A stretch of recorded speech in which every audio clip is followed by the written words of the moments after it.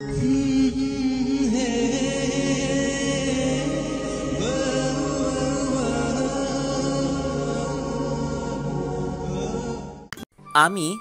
আজ 2 মাস পর জেল থেকে বের হচ্ছি। আসলে আমাকে জামিন করে বের করা হয়েছে। আমার বাবা শহরে অনেক বড় একজন শিল্পপতি, তাই বেশি দিন জেলে থাকতে হয়নি। তাই আজ আমার জামিন হয়ে গেল। আমি জেলখানা থেকে বের হয়ে আনমনে হাঁটতে হাঁটতে বাসার দিকে আসছি আর রিমির কথা ভাবছি। মেয়েটাকে আমি অনেক ভালোবাসতাম, কিন্তু মেয়েটা আমার ভালোবাসা কোনো দিন বুঝলো না। খুব ভালোবাসতাম রিমিকে। রিমি দেখতে একদম ডানাকাটা পরীর মতো, যাকে দেখলে যে কোনো ছেলে ক্রাশ খাবে। এবার আমার পরিচয়টা দিয়ে নেই। আমি আহনাফ ইসলাম আরিয়ান। আমি অনার্স শেষ করে রেজাল্টের জন্য অপেক্ষা করছি। পরিচয় দিতে দিতে আমার বাসায় চলে আসলাম। বাড়ির কলিং বেল বাজালাম। কিছুক্ষণ পর আমার মা এসে দরজা খুলে দিল। আমি মাকে দেখে অনেক খুশি হলাম। 2 মাস পরে মাকে দেখলাম, কিন্তু মা আমাকে দেখে মুখটা মলিন করে কোনো কথা না বলে ভিতরে ঢুকে গেল। আজ আমার একটা অন্যায়ের জন্য মা আমার সাথে কথা বলল না। খুব খারাপ লাগছে। মা আমার সাথে কথা না বলে মুখে এক রাশ বিরক্ত নিয়ে চলে গেল আমার সামনে থেকে। আমি মার পিছু নিলাম। আমি আমার মাকে ডাকলাম, কিন্তু মা কোনো কথা বলছে না। এবার আমি দৌড়িয়ে মায়ের সামনে গেলাম। মা, কি হলো? আমার সাথে কথা বলছো না কেন? আমি তো রাগের মাথায় একটা ভুল করেছি, তাই বলে আমাকে এভাবে শাস্তি দেবে? আমার কোনো ছেলে নেই। আহনাফ নামে একটা ছেলে ছিল, কিন্তু 2 মাস আগে সে মারা গেছে আমার কাছে। তুই আমার ছেলে না, তোর ওই পাপী চেহারা আমাকে দেখাবি না। আর তোর এই নোংরা মুখে আমাকে কোনোদিন মা বলে ডাকবি না। তাই বলে মা কান্না করতে করতে চলে গেল রুমে। এবার মায়ের কথা শুনে আমার দু চোখ বেয়ে অঝোর ধারায় পানি পড়তে থাকলো। শেষ পর্যন্ত আমার মা আমাকে দূরে ঠেলে দিল। খুব কষ্ট হচ্ছে, তাই রুমে এসে দরজা বন্ধ করে অনেকক্ষণ কান্না করলাম। কান্না করতে করতে কখন যে ঘুমিয়ে পড়েছি নিজেই জানি না। ঘুম ভাঙল দরজার ঠক ঠক শব্দে। আমি উঠে দরজা খুলে দিলাম। দরজা খুলে দেখি বাবা দাঁড়িয়ে আছে। আমি বাবাকে দেখে কান্না করে দিলাম আর বাবাকে জড়িয়ে ধরলাম। আসলে বাবার সাথে আমি খুব ফ্রি ছিলাম। কান্না করিস না, সব ঠিক হয়ে যাবে। আর কাল থেকে তুই অফিসে জয়েন করবি, তারপর দেখবি সব ঠিক হয়ে যাবে। আচ্ছা বাবা, তুমি যা বলবে তাই হবে। আর একটা কথা তোকে না জানিয়ে আমি বড় একটা সিদ্ধান্ত নিয়েছি। আশা করি তুই আমার কথা রাখবি। বলো বাবা, আমি তোমার সব কথা রাখবো।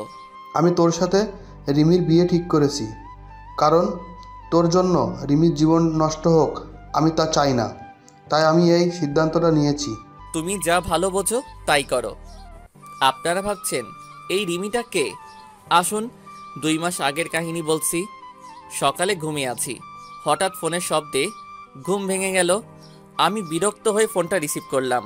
দেখি আমার বন্ধু ফোন দিয়েছে। আমার বন্ধুর নাম রাজু। ওই শালা এত সকালে ফোন দিয়ে আমার আরামের ঘুম নষ্ট করলি কেন রে? আরে রাখ তোর আরামের ঘুম। আর এদিকে রিমি ভাবি অন্য একটা ছেলের সাথে এক রিক্সায় কলেজে যাচ্ছে, তুই তাড়াতাড়ি কলেজে চলে আয়। রাজুর মুখে রিমির কথা শুনে আমার নিমিষেই ঘুম উধাও হয়ে গেল। আমি তাড়াতাড়ি উঠে ফ্রেশ হয়ে কলেজের জন্য রওনা দিলাম। আসুন রিমির সাথে পরিচয় করে দেই। রিমি আমাদের কলেজে 2য় বর্ষের ছাত্রী। আমি রিমিকে 2 বছর ধরে ভালোবাসি। রিমিকে অনেকবার প্রপোজ করেছি, কিন্তু রিমি রাজি হয়নি। রিমিকে আমি অনেক ভালোবাসি, যা রিমিকে কেউ এরকমভাবে ভালোবাসতে পারবে কি না আমার জানা নাই। পরিচয় দিতে দিতে কলেজে চলে আসলাম। এসে দেখি রিমি একটা ছেলের পাশে বসে আছে আর হেসে কথা বলছে। আমার মাথায় প্রচণ্ড রাগ উঠে গেল। আমি সোজা গিয়ে রিমির পাশে বসা ছেলেটির শার্টের কলার ধরে সোজা নাকে একটা ঘুষি মারলাম, আর ছেলেটি নাকে হাত দিয়ে সোজা মাটিতে বসে পড়ল। ওই তোরে বলছি না কোনো ছেলের সাথে যেন না মিশতে, তারপরেও তুই কেন ওই ছেলের সাথে কথা বলছিস? আপনি ওকে মারলেন কেন? আপনি জানেন ছেলেটি কি হয় আমার? ও আমার কাজিন হয়। আসলে আপনাদের মতো এমন বখাটেদের জন্য আমাদের মতো মেয়েরা আজ অসুরক্ষিত। আপনি একটা বখাটে, আর যাই হোক আপনাকে ভালোবাসা যায় না। রিমি, আমি সরি। আমি তোমাকে অনেক ভালোবাসি, আর সেই জন্য তোমার পাশে আমি কাউকে সহ্য করতে পারি না। প্লিজ আমাকে ক্ষমা করে দাও। আমি কোনো রাস্তার বখাটে মাস্তানকে ভালোবাসতে পারবো না, যে কিনা রাস্তার কুকুরের মতো মেয়েদের পেছনে পড়ে থাকে। তাই বলে রিমি চলে গেল কলেজ থেকে। রিমির কথা শুনে খুব কষ্ট হতে লাগলো। যাকে আমি নিঃস্বার্থভাবে ভালোবাসলাম সে আমাকে রাস্তার কুকুর বলল। কিন্তু হঠাৎ করে মাথায় প্রচণ্ড রাগ উঠে গেল। আমাকে রাস্তার বখাটে মাস্তান বলল। আমি যদি বখাটে মাস্তান হই তাহলে বখাটের মতোই রিমির ভালোবাসা আদায় করে নিব। কাল রিমিকে দেখাবো বখাটেরা কিভাবে ভালোবাসে। পরের দিন সকালে রিমির জন্য অপেক্ষা করছি রাস্তায়। আজ রিমিকে বখাটে বলার শাস্তি পেতে হবে। কিছুক্ষণ পর রিমি আসলো, তবে আজ একা এসেছে। আমি কোনো কথা না বলে রিমিকে জোর করে তুলে নিয়ে বাইকে বসিয়ে প্রচণ্ড স্পিডে বাইক চালিয়ে একটা পুরনো ভাঙা ঘরে নিয়ে চলে আসলাম। আসার সময় রিমি অনেক চিৎকার করছিল আর অনেক ভয় পেয়ে গিয়েছিল। রিমি দেখো, আমি তোমাকে অনেক ভালোবাসি। তোমাকে আমি কোনো হার্ট করতে চাই না। তোমাকে আমি 2 বছর ধরে ভালোবাসি। কোনোদিন তোমার সাথে খারাপ ব্যবহার করিনি, তাহলে কেন আমাকে ভালোবাসতে পারবে না? তুমি বখাটে মাস্তান তা তোমার এমন আচরণেই বোঝা যায়। তুমি যদি আমায় সত্যিই ভালোবাসতে তাহলে আমাকে এমন ভাবে তুলে নিয়ে আসতে পারতে না, কারণ এগুলো রাস্তার বখাটেগুলোই পারে এমন কাজ করতে, যার কারণ তার মা বাবা তাকে ঠিকভাবে কোনোদিন শাসন করেনি। তুমি এরকম, তাহলে তোমার বাবা মা কিরকম হবে আল্লাহই জানে। এবার আমার মাথায় রাগ উঠে গেল। তুই আমাকে যা বলার বল, কিন্তু আমার মা বাবাকে তুই কেন মাঝখানে তুললি? কেন? আমি এবার রিমিকে শরীরের সব শক্তি দিয়ে রিমিকে একটা চড় মারলাম, আর রিমি পাশে পড়ে গেল। আমি তখন রিমির কাছে গিয়ে রিমির শরীর থেকে ওড়না ছুঁড়ে ফেলে দিয়ে রিমির উপর শারীরিক অত্যাচার করলাম। আমাদের ভাষায় যাকে বলে ধর্ষণ। হ্যাঁ, আমি রিমিকে ধর্ষণ করেছি। আমাকে বখাটে বলে, মাস্তান বলে আমার মা বাবাকে গালি দেয়। রিমি আমাকে আটকানোর অনেক চেষ্টা করেছিল, কিন্তু পারেনি। আমার শক্তির সাথে রিমি আমার পা পর্যন্ত ধরেছিল, কিন্তু আমার সেই সময় মাথায় প্রচণ্ড রাগ উঠেছিল। রিমি একভাবে কান্না করেই যাচ্ছে। কিছুক্ষণ পর সেখানে কিছু মানুষ আসলো। হয়তো রিমির চিৎকার শুনে মানুষ চলে এসেছে। মানুষগুলো আমাকে একসময় মারতে লাগলো। তারপর আমার আর কিছু মনে নেই। যখন জ্ঞান ফিরে তখন আমি জেলখানায়। তারপর আমার বাবা আসলো। বাবা সব কাহিনী শুনতে চাইলো। বাবাকে আমি সব খুলে বললাম। বাবা বলল, তুই চিন্তা করিস না, আমি তোকে যত তাড়াতাড়ি সম্ভব জামিন করিয়ে নিয়ে যাব। আমি জেলে থাকতে রিমিডার কোনো খোঁজ খবর পাইনি। এমনকি আমার মা আমাকে দেখতে আসেনি। বাবা মাঝে মাঝে আসতো আমাকে দেখতে, আর তার 2 মাস পর জামিন হয়ে যায়। আর তার পরের কাহিনী সব আপনারা তো জানেন। পরের দিন ঘুম থেকে উঠে ফ্রেশ হয়ে গুছিয়ে অফিসে যাওয়ার প্রস্তুতি নিচ্ছি। সব কিছু গুছিয়ে নিচে এসে দেখি মা বাবা সবাই একসাথে নাস্তা করছে। আমি যেই নাস্তা করার জন্য টেবিলে বলতে যাব, তখনই আমার মা নাস্তা রেখে উঠে চলে গেল। নিজের প্রতি খুব খারাপ লাগছে। আমার জন্য মা নাস্তা না করে উঠে চলে গেল। মা আমার সাথে কথা বলা বন্ধ করে দিয়েছে। তারপর আমিও নাস্তা না করে বাবার সাথে অফিসে চলে গেলাম। অফিসে এসে সবার সাথে পরিচয় হয়ে নিলাম। দিনটা খুব ভালো কাটলো। হঠাৎ করে বাবা আমার ডেস্কে আসলো। আগামী শুক্রবার তোর বিয়ের প্রস্তুতি নিয়ে রাখছি। দেখতে দেখতে শুক্রবার চলে আসলো। কোনো আয়োজন বাদেই বিয়ে হয়ে গেল। শুধু 2 পরিবারের মানুষ ছিল, আর কেউ ছিল না। আমি এখন বাসর ঘরের সামনে দাঁড়িয়ে আর ভাবছি রিমির সামনে কোন মুখ নিয়ে যাব। রিমি কোনো দিন মেনে নিতে পারবে আমাকে? তারপর 3 টাকার সাহসে নিয়ে রুমে ঢুকে পড়লাম, কারণ রিমিকে বিয়ে করার ব্যাপারে কোনো আপত্তি ছিল না, কারণ রিমিকে আমি ভালোবাসতাম। আর আমার রাগের কারণে রিমির জীবনটা নষ্ট হয়ে গেল। রুমে ঢুকে দেখি রিমি বসে বসে কান্না করছে। আমি রিমির পাশে বসতে যাব, তখনই রিমি আমাকে এক ঝাটকায় সরিয়ে দিয়ে বলল, তুই আমার পাশে আসবি না। তোর জন্য আমার জীবন নষ্ট হয়ে গেছে, তোর জন্য আমার বাবা মার সম্মান নষ্ট হয়ে গেছে। তোকে আমি কোনোদিন ক্ষমা করব না, আর তোকে স্বামী হিসেবে কোনোদিন মানব না। তুই কোনোদিন আমার কাছে স্বামীর অধিকার দেখাতে আসবি না। রিমি, আমি তোমাকে এর আগেও ভালোবাসতাম, আর এর পরেও ভালোবাসবো। সেদিন রাগের মাথায় ওসব কাজ করেছি। প্লিজ আমাকে ক্ষমা করে দাও। আমার ঘুম আসতেছে, আমি ঘুমাবো। আর রাস্তার বখাটে মাস্তানের সাথে আমি এক খাটে ঘুমাতে পারবো না। আর যদি আবার রাগ হয় তাহলে আবার আমাকে রাস্তার কুকুরের মতো ভোগ করো, সেটা তো তুমি খুব ভালো করেই পারবে। তাই বলে রিমি ঘুমিয়ে পড়ল, আর আমি নিচে বিছানা পেতে ঘুমিয়ে পড়লাম। রিমি আমাকে কোনোদিন মেনে নেবে না সেটা আমি জানতাম, কিন্তু রিমি কেন বোঝে না যে আমি রিমিকে অনেক ভালোবাসি। রিমি বিছানায় শুয়ে পড়ল, আর আমি নিচে একটা চাদর আর বালিশ নিয়ে শুয়ে পড়লাম। সকালে ঘুম থেকে উঠে দেখি রিমি এখনো শুয়ে আছে, কিন্তু রিমি অনেক চেঞ্জ হয়ে গেছে। আগে মেয়েটা অনেক সুন্দর ছিল, এই 2 মাসে রিমি অনেক শুকিয়ে গেছে। মনে হয় নিজের শরীরের যত্ন নেয় না। রিমি নড়াচড়া করছে, মনে হয় ঘুম থেকে এখনই উঠে পড়বে। তাই আমি তাড়াতাড়ি বাথরুমে ঢুকে পড়লাম ফ্রেশ হতে। ফ্রেশ হয়ে বাইরে বেরিয়ে দেখি রিমি হাঁটু ভাঁজ করে বিছানার উপর মাথা নিচু করে বসে আছে। কি হয়েছে রিমি, তুমি এমনভাবে বসে আছো কেন? ফ্রেশ হবে না? এবার রিমি মাথা তুলল, দেখি রিমি কান্না করছে। মুহূর্তের মধ্যে মনটা খারাপ হয়ে গেল। আমি কান্না করি আর যাই করি, আপনাকে না দেখলেও চলবে। যে মানুষটা আমার সবকিছু শেষ করে দিয়েছে, আমার স্বপ্ন, আশা, ইজ্জত, যে মানুষটা নিমেষেই সব শেষ করে দিয়েছে, তার সাথে আমার এক রুমে থাকতে হচ্ছে।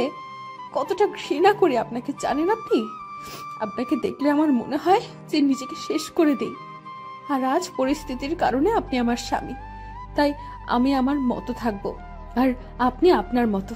আর যদি রাস্তার কুকুরদের মতো যদি আবার আমাকে ভোগ করতে চান তাহলে করতে পারেন, কারণ বিয়ের আগে আপনি একটা মেয়ের বেঁচে থাকার সম্বলকে ছিনিয়ে নিয়েছেন। তাই আপনাকে আমি ঘৃণা করি আর আজীবন ঘৃণা করব। আমি কোনো কথা না বলে সোজা বাইরে চলে আসলাম। কিছুক্ষণ হেঁটে বাসায় আসলাম আর ভাবতে লাগলাম রিমিকে কোনোদিন ইচ্ছার বিরুদ্ধে স্পর্শ করব না। মেয়েটা এই 2 মাস অনেক অপমান সহ্য করতে হয়েছে, তাই রিমি যেন সুখে থাকে, তাই তাকে তার মতো থাকতে দেব। বাসায় এসে দেখি মা আর রিমি রুমে রান্না করছে। মা আর রিমি তারা দুজনে হেসে হেসে কথা বলছে। মনটা ভালো হয়ে গেল যে রিমি মাকে আপন করে নিয়েছে। আমি সোজা রুমে চলে আসলাম, এসে গুছিয়ে নিলাম, অফিস যেতে হবে। ব্যাগ নিয়ে নিচে এসে দেখি মা আর রিমি একসাথে বসে নাস্তা করছে। আমি একটু না অনেক অবাক হলাম, কারণ মা আমাকে ছাড়া কোনোদিন নাস্তা করেনি। খুব কষ্ট হতে লাগলো। দেখলাম আমার নাস্তাটা টেবিলের একপাশে রাখা আছে। আমি একবার রিমি আর একবার মায়ের দিকে তাকালাম, দেখি তারা মাথা নিচু করে নাস্তা করছে। আমার ভীষণ রাগ হতে লাগলো, কারণ তারা আমাকে একবারও ডাকলো না নাস্তা করতে। তাই আমি নাস্তা না করেই অফিসে চলে গেলাম। গিয়ে আব্বুর সাথে সব কিছু দেখাশোনা করতে থাকলাম। আমি এখন আর বন্ধুদের সাথে তেমন বেড়াই না। দুপুরে লাঞ্চ টাইমে আমি আর বাবা গাড়িতে করে বাসায় আসলাম দুপুরের খাবার খেতে। আমি আর বাবা টেবিলে বসলাম, দেখলাম বাবাকে প্লেট ভাত সব কিছু এগিয়ে দিচ্ছে মা আর রিমি, কিন্তু আমার সামনে কেউ কিছু দিচ্ছে না। সবাই দুপুরের খাবার খাওয়া শুরু করে দিলে কিন্তু আমার উপর কোনো কারোর নজর নেই। খুব কষ্ট হতে লাগলো যে মা আমাকে খাবার না দিয়ে কোনোদিন খাইনি, আর আজ এটা কি হলো। খুব হাসি পাচ্ছে আর বুকের মধ্যে চিনচিন করে ব্যথা করছে। তখন বাবা আমার দিকে একটা প্লেট এগিয়ে দিল আর কিছু ভাত দিল। আমি না খেয়ে উঠে পড়লাম আর বাইরে চলে আসলাম। এখন আর অফিসে যাব না, তাই বাইরে গিয়ে কিছু খেয়ে 1 প্যাকেট সিগারেট কিনলাম আর চলে আসলাম আমাদের পুরনো আড্ডাখানায়। সেখানে রাত 10টা পর্যন্ত আড্ডা দিয়ে বাড়ির দিকে রওনা দিলাম। রাস্তায় একটা ফুচকার দোকান দেখলাম। আগে রিমি ফুচকা খুব পছন্দ করত, তাই রিমির জন্য কিছু ফুচকা নিলাম। তারপর বাসায় চলে আসলাম। রুমে এসে দেখি রিমি টিভি দেখছে। আমি রিমির দিকে প্যাকেটটা বাড়িয়ে দিলাম। রিমি একবার প্যাকেটের দিকে তাকিয়ে আবার টিভি দেখায় মনোযোগ দিল। কি হলো ধরো, তুমি তো আগে প্রচুর ফুচকা খেতে, নাও তোমার জন্য নিয়ে আসলাম। আপনাকে বলেছি না আমার বিষয়ে আপনার কোনো অধিকার ফলানোর চেষ্টা করবেন না। আর আপনি কি ভাবছেন আপনার হাতের জিনিস আমি খাবো? ভাবলেন কিভাবে? আপনার ওই নোংরা হাতে আমি কোনোদিন বিষ পর্যন্ত খাবো না। যে একটা মেয়ে সম্মান দিতে পারে না তার হাতের জিনিস খেলে আমার পাপ হবে। যত সব রাস্তার কুত্তা, বখাটে মাস্তান। আবার আপনাকে গালি দিলাম। এখন তো আর জোর করে কোনো মেয়েকে ধর্ষণ করতে হবে না, আর সে চাইলেই আর আটকাতে পারবে না। আমি আর কোনো কথা বললাম না। প্যাকেটটা টেবিলের উপর রেখে আমি ফ্রেশ হতে চলে গেলাম। ফ্রেশ হয়ে এসে দেখি রিমি ঘুমায় পড়ছে। আমি কিছুক্ষণ রিমির দিকে তাকিয়ে শুয়ে পড়লাম, কারণ রিমি যতই আমাকে গালাগালি দিক, এসবের জন্য দায়ী তো আমি, আর আমি রিমিকে অনেক ভালোবাসি। এভাবে কিছুদিন চলে গেল। এই কয়দিন মা আমার সাথে একবারও কথা বলেনি, আর রিমি কথা বললেই গালাগালি দিত আর অবহেলা করত। আমি আর সহ্য করতে পারতি না আপনজনের অবহেলাগুলো। আমি এই কয়দিন বাড়িতে খাবার খাইনি, কিন্তু কেউ একবারও জিজ্ঞাসা করেনি কিছু খাইছে কিনা। আজ অফিসে বসে কাজ করছি, আর তখন বাবা এসে বলল রিমি নাকি হঠাৎ করে শরীর খারাপ হয়েছে, মাথা ঘুরে পড়ে গেছে। আমি আর বাবা তাড়াতাড়ি গাড়ি নিয়ে বাসায় চলে আসলাম। এসে দেখি রিমি আর মা রিমির সাথে কথা বলতেছে। রিমি বিছানায় শুয়ে আছে আর মা রিমির মাথায় হাত বুলিয়ে দিচ্ছে। আমি আসা মাত্রই মা রুম থেকে চলে গেল। আমি গিয়ে রিমির পাশে বসলাম, আর রিমি একটু দূরে সরে গেল। কি হয়েছে তোমার? বাবা বলল তোমার শরীর খারাপ। কি হলো বলো, কি হয়েছে? বড় সমস্যা হলে ডাক্তারের কাছে নিয়ে যাব। আমি মা হতে চলেছি। কি? আমি বাবা হতে চলেছি? এত খুশি সংবাদ, আর তুমি এমন মনমরা হয়ে বলছো কেন? তুমি জানো না আমি কত খুশি। আমি অ্যাবর্শন করব। মানে ঠিক বুঝলাম না। আমি এই বাচ্চা চাই না, আমি অ্যাবর্শন করব। কি বলছো এসব? বাচ্চা অ্যাবর্শন করবে মানে? পাগল হলে নাকি তুমি? আমি কিছুতেই হতে দিব না। আমার বাচ্চা আমি নষ্ট করতে দেব না। আমার পেটে আমি কোনো বখাটে মাস্তানের ধর্ষণকারীর বাচ্চা রাখতে পারবো না। আমার পেটে কোনো অমানুষের বাচ্চা রাখতে দেব না। তাই আমি ডিসিশন নিয়েছি, আমি অ্যাবর্শন করব। রিমি, তুমি যা শাস্তি দিবে আমাকে দাও, কিন্তু আমার নিষ্পাপ বাচ্চাকে তুমি কোনো ক্ষতি করো না। সে তো আর কোনো দোষ করেনি। প্লিজ তুমি এমন করো না। তুমি আমাকে যা শাস্তি দিবে আমি সব মাথা পেতে নিব, কিন্তু আমার বাচ্চাটাকে কোনো ক্ষতি করো না। তোমার পায়ে পড়ি প্লিজ, এমন বড় শাস্তি আমাকে দিও না। আমার পেটে যে বাচ্চা, সে একটা অমানুষের বাচ্চা, একজন বখাটের বাচ্চা, যে নিজের ভালোবাসা পাওয়ার জন্য একটা মেয়েকে জীবিত লাশ করে দিতে পারে। আর তার বাচ্চা বড় হলে তার বাবার মতো হবে না, সেটা কেউ বলতে পারে? তাই আমার পেটে কোনো অমানুষের বাচ্চা পেটে ধরে রাখতে পারবো না। আর এই বাচ্চা যদি বড় হয়ে তার বাবার মতো অমানুষ হয়, তাই আগে থেকে আমি পৃথিবীতে কোনো অমানুষ নিয়ে আসতে পারবো না। প্লিজ রিমি, তুমি আমাকে যা বলার বলো, কিন্তু আমার বাচ্চাকে কিছু বলো না। আমি তোমাকে কথা দিলাম, আমার বাচ্চা পৃথিবীর আলো দেখার সাথেই তোমার থেকে অনেক দূরে নিয়ে যাব। আমার বাচ্চার চেহারা পর্যন্ত তোমাকে দেখতে দেব না। তার আগে আমি সব কিছু ছেড়ে চলে যাব। আমার কান্না দেখে রিমির হয়তো কিছুটা মায়া হলো, তাই সে আর কিছু বলল না। আমার সামনে থেকে উঠে চলে গেল। আমি ওখানে বসে বসে ভাবছি, নিজের সন্তানকে কেউ কোনোদিন এভাবে বলে আমার কোনোদিন জানা ছিল না। রিমির সাথে না হয় আমি একটা অন্যায় করেছি, কিন্তু সে তো আমার বউ হয়। আমি তো রিমিকে বউয়ের মর্যাদা দিয়েছি, তাহলে কেন রিমি আমার সাথে এমন করছে? রিমিকে তো আমি অনেক ভালোবাসি, রিমি কেন বোঝে না? আমি বাইরে চলে আসলাম আর এক প্যাকেট সিগারেট নিলাম, নিয়ে ছাদে চলে আসলাম, আর মনের সব দুঃখ ধোঁয়ার সাথে উড়িয়ে দিচ্ছি। আমার সন্তান জন্ম নেওয়ার সাথে সাথে আমি সবার থেকে ওকে দূরে নিয়ে চলে যাব। কেউ যেন তাকে অমানুষের বাচ্চা না বলতে পারে। রিমি তো আমার সন্তানকে কোনো দিন মেনে নেবে না, তাই সবাইকে বোঝার আগে আমি আমার সন্তানকে নিয়ে অনেক দূরে চলে যাব। চাইলেই আর খুঁজে পাবে না। সিগারেট শেষ করে নিচে আসলাম। এসে দেখি সবাই একসাথে বসে রাতের খাবার খাচ্ছে। আমার মনটা আবার খারাপ হয়ে গেল। আজকেও আমাকে না ডেকে সবাই একসাথে খাওয়া শুরু করে দিয়েছে। আমি আমার রুমের দিকে যাচ্ছি, তখন বাবা আমাকে ডাকলো খাবার খেতে। আমার ক্ষুধা নাই বলে রুমে চলে আসলাম। আমার মায়ের কাছে আমি এতটাই ঘৃণার পাত্র হয়ে গেলাম যে আমার সাথে এই কয়টা দিন একটা কথাও বলেনি। আমি নিচে বিছানায় পেতে শুয়ে পড়লাম। কখন যে ঘুমিয়ে পড়েছি ঠিক নেই। সকালে উঠে দেখি রিমি খাটের উপর নেই, হয়তো নিচে গেছে। আমি উঠে ফ্রেশ হয়ে নাস্তা না করে অফিসে চলে আসলাম। বিকালে অফিস শেষে বাসায় আসার সময় রিমির জন্য কিছু জিনিস নিয়ে নিলাম, কিছু ফল আর মাদার হরলিক্স আর অন্যান্য মায়ের শরীরের উপকারে আসে সব কিছু নিয়ে আসছি। তখন অঝোর ধারায় বৃষ্টি হতে লাগলো। আজ খুব বৃষ্টিতে ভিজতে ইচ্ছে করছে। অনেক দিন বৃষ্টিতে গোসল করিনি। আমার আবার বৃষ্টিতে ভিজলে জ্বর ঠান্ডা লাগে। আমি কোনো কিছু না ভেবে একভাবে হেঁটে চলেছি। বাসায় এসে কলিং বেল বাজালাম, দেখি আব্বু দরজা খুলে দিছে। কিরে, তুই বৃষ্টিতে কেন ভিজছস?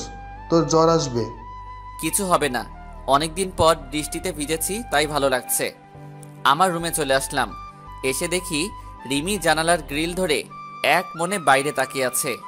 আমি রিমিকে ডাক দিলাম। রিমি আমার দিকে তাকালো।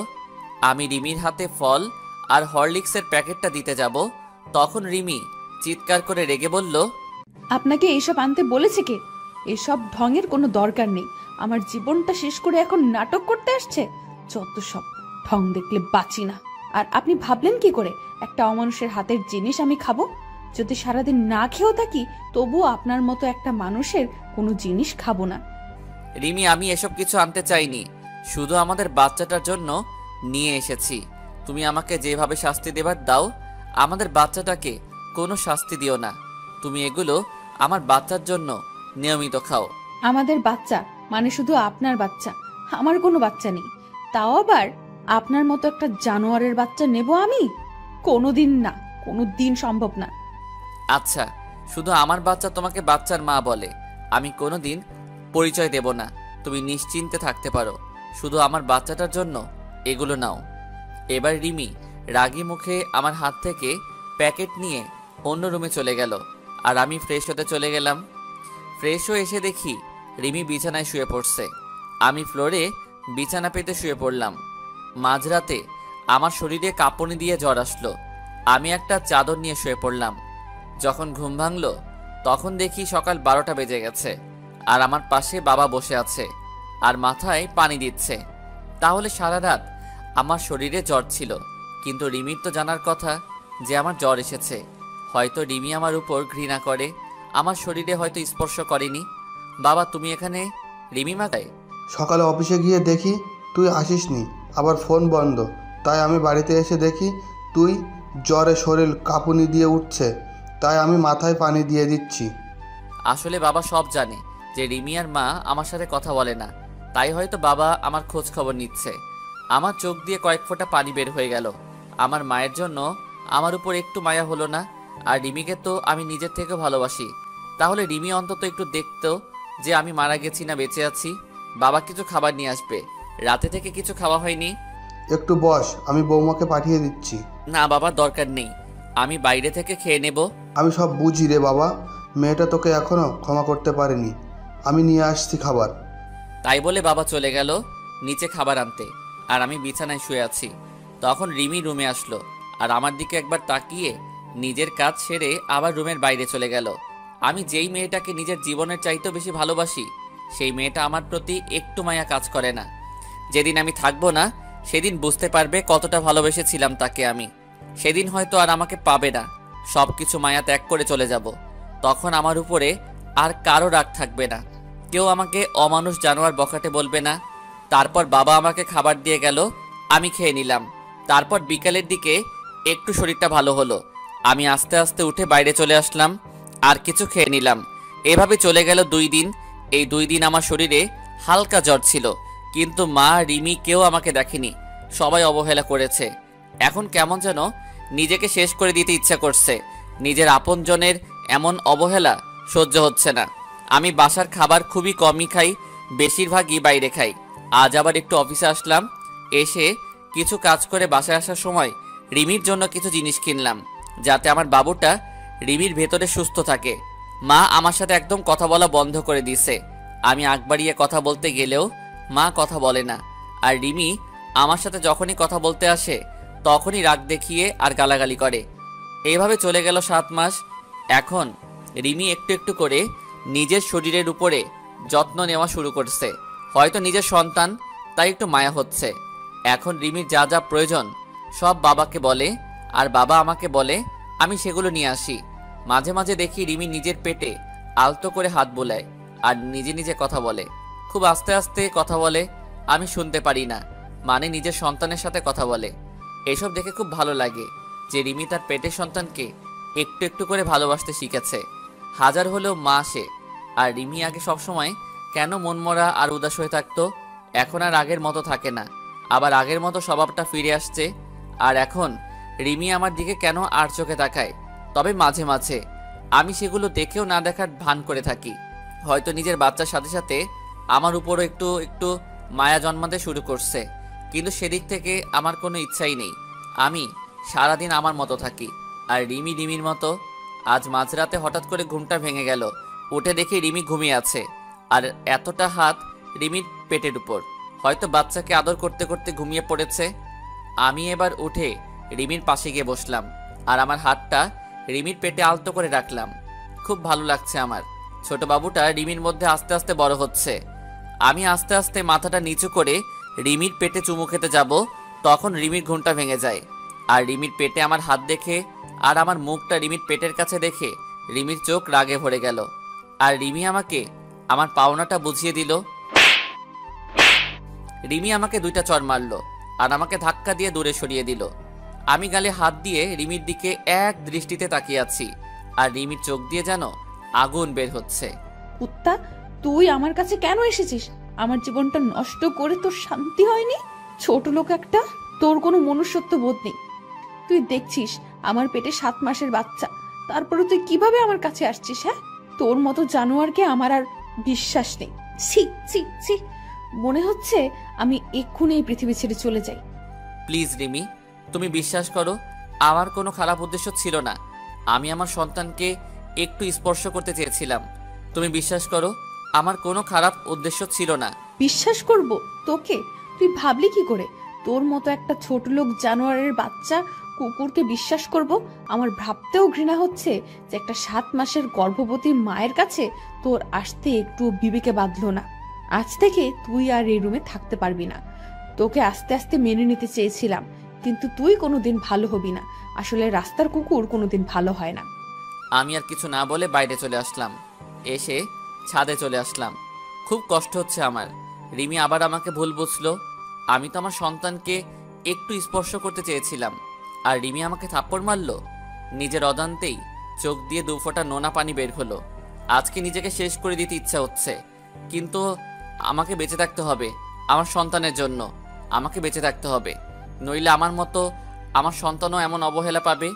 আর নিজের আপনজনের কাছ থেকে এমন অবহেলা পেলে সে নিজেও ঠিক থাকতে পারবে না। তাই আমি আমার সন্তানকে নিয়ে এই পরিবার, এই শহর থেকে অনেক দূরে চলে যাব। চাইলেও কেউ আর খুঁজে পাবে না। সারা রাত এভাবে ছাদে কাটিয়ে দিলাম। রিমির কথা ভাবতে ভাবতে কখন যে সকাল হয়ে গেছে ঠিক খেয়াল করিনি। সকালে নিচে চলে আসলাম। এসে সোজা মায়ের রুমে চলে গেলাম। দেখি মা বসে আছে। আমি মায়ের কাছে গিয়ে মায়ের সামনে হাঁটু গেড়ে বসে পড়লাম। মা, কেন তুমি আমার সাথে এমন ব্যবহার করছো? কেন এমন অবহেলা করছো? তুমি তো জানো আমি অবহেলা একদম সহ্য করতে পারি না। সেদিন রিমি তোমাদের নামে অনেক খারাপ ভাষায় গালাগালি করছিল, তাই আমি রাগের মাথায় রিমির সাথে এমন ব্যবহার করি। চাইলে তুমি আমাকে মারতে পারো, আর যদি না শাস্তি দাও তাহলে তুমি একবার বলো যে এ বাড়ি থেকে চলে যেতে। আমি সব কিছু ছেড়ে চলে যাব, আর কোনোদিন তোমার এই শয়তান ছেলের মুখ দেখতে দেব না। তোর সাথে আমার কোনো কথা নেই। আমি আগেই বলেছি, আমার ছেলে সেদিনই মারা গেছে আমার কাছে, যেদিন সে ওরকম একটা নোংরা কাজ করেছিল।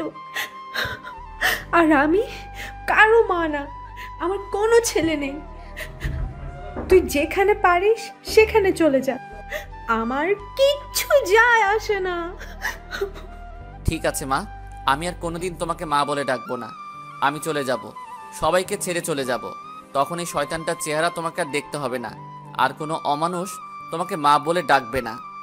আমি মায়ের রুম থেকে চলে আসলাম নিজের রুমে। রুমে ঢুকে দেখি রিমি বাথরুমে ফ্রেশ হচ্ছে। আমি তাড়াতাড়ি গুছিয়ে নিলাম অফিস যাওয়ার জন্য, যাতে রিমির ফ্রেশ হওয়ার আগে আমি অফিসে চলে যেতে পারি। রিমির বাথরুম থেকে বের হবার আগে আমি অফিসে চলে আসলাম। বাইরে থেকে কিছু নাস্তা করে অফিসে প্রবেশ করলাম।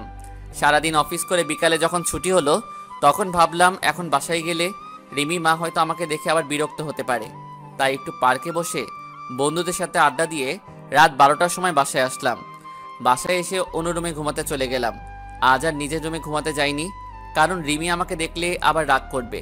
আবার মাঝরাতে আমি কিছু করব ভেবে সারা রাত জেগে থাকতে পারে, আর সারা রাত জেগে থাকলে আমার বাচ্চাটার ক্ষতি হতে পারে।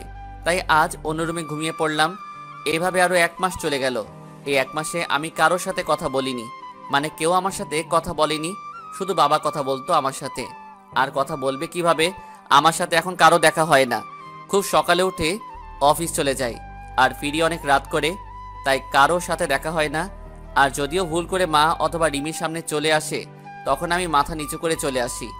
আর এই 1 মাস আমি কোনোদিন বাসার কোনো খাবার খাইনি।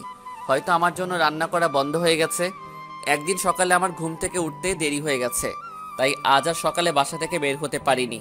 তাড়াতাড়ি ঘুম থেকে উঠে ফ্রেশ হয়ে অফিসে যাওয়ার জন্য তৈরি হয়ে যেই রুম থেকে বের হব, তখন দেখি রিমি আমার রুমের দরজার সামনে দাঁড়িয়ে আছে। আমি রিমির এক সাইড করে চলে আসতে যাব, তখন দেখি রিমি আমাকে কি বলতে চাইলো।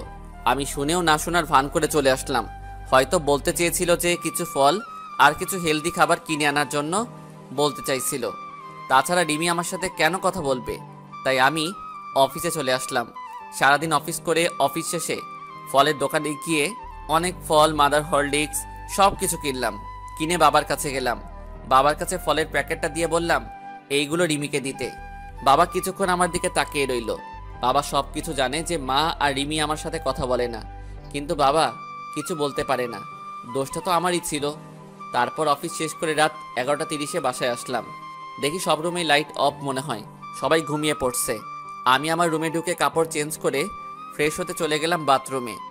ফ্রেশ হয়ে এসে দেখি রিমি আমার রুমে খাটের উপর বসে আছে। আমি রিমিকে দেখে কিছুটা ভয় পেলাম। রিমি, তুমি এখানে? কোনো সমস্যা হয়েছে? সমস্যা হলে আমাকে ডাকতে পারতে, তুমি কষ্ট করে কেন এলে? রিমি ভাবছে আমি এতদিন শুধু শুধু মানুষটাকে খারাপ ভেবেছি, কত গালাগালি দিয়েছি, আর সেই মানুষটা আমার সাথে কোনোদিন খারাপ কথা বলেনি, এমনকি আমার উপর কোনোদিন রাগ পর্যন্ত করেনি। রিমি, কি ভাবছো তুমি? কোনো সমস্যা হয়েছে?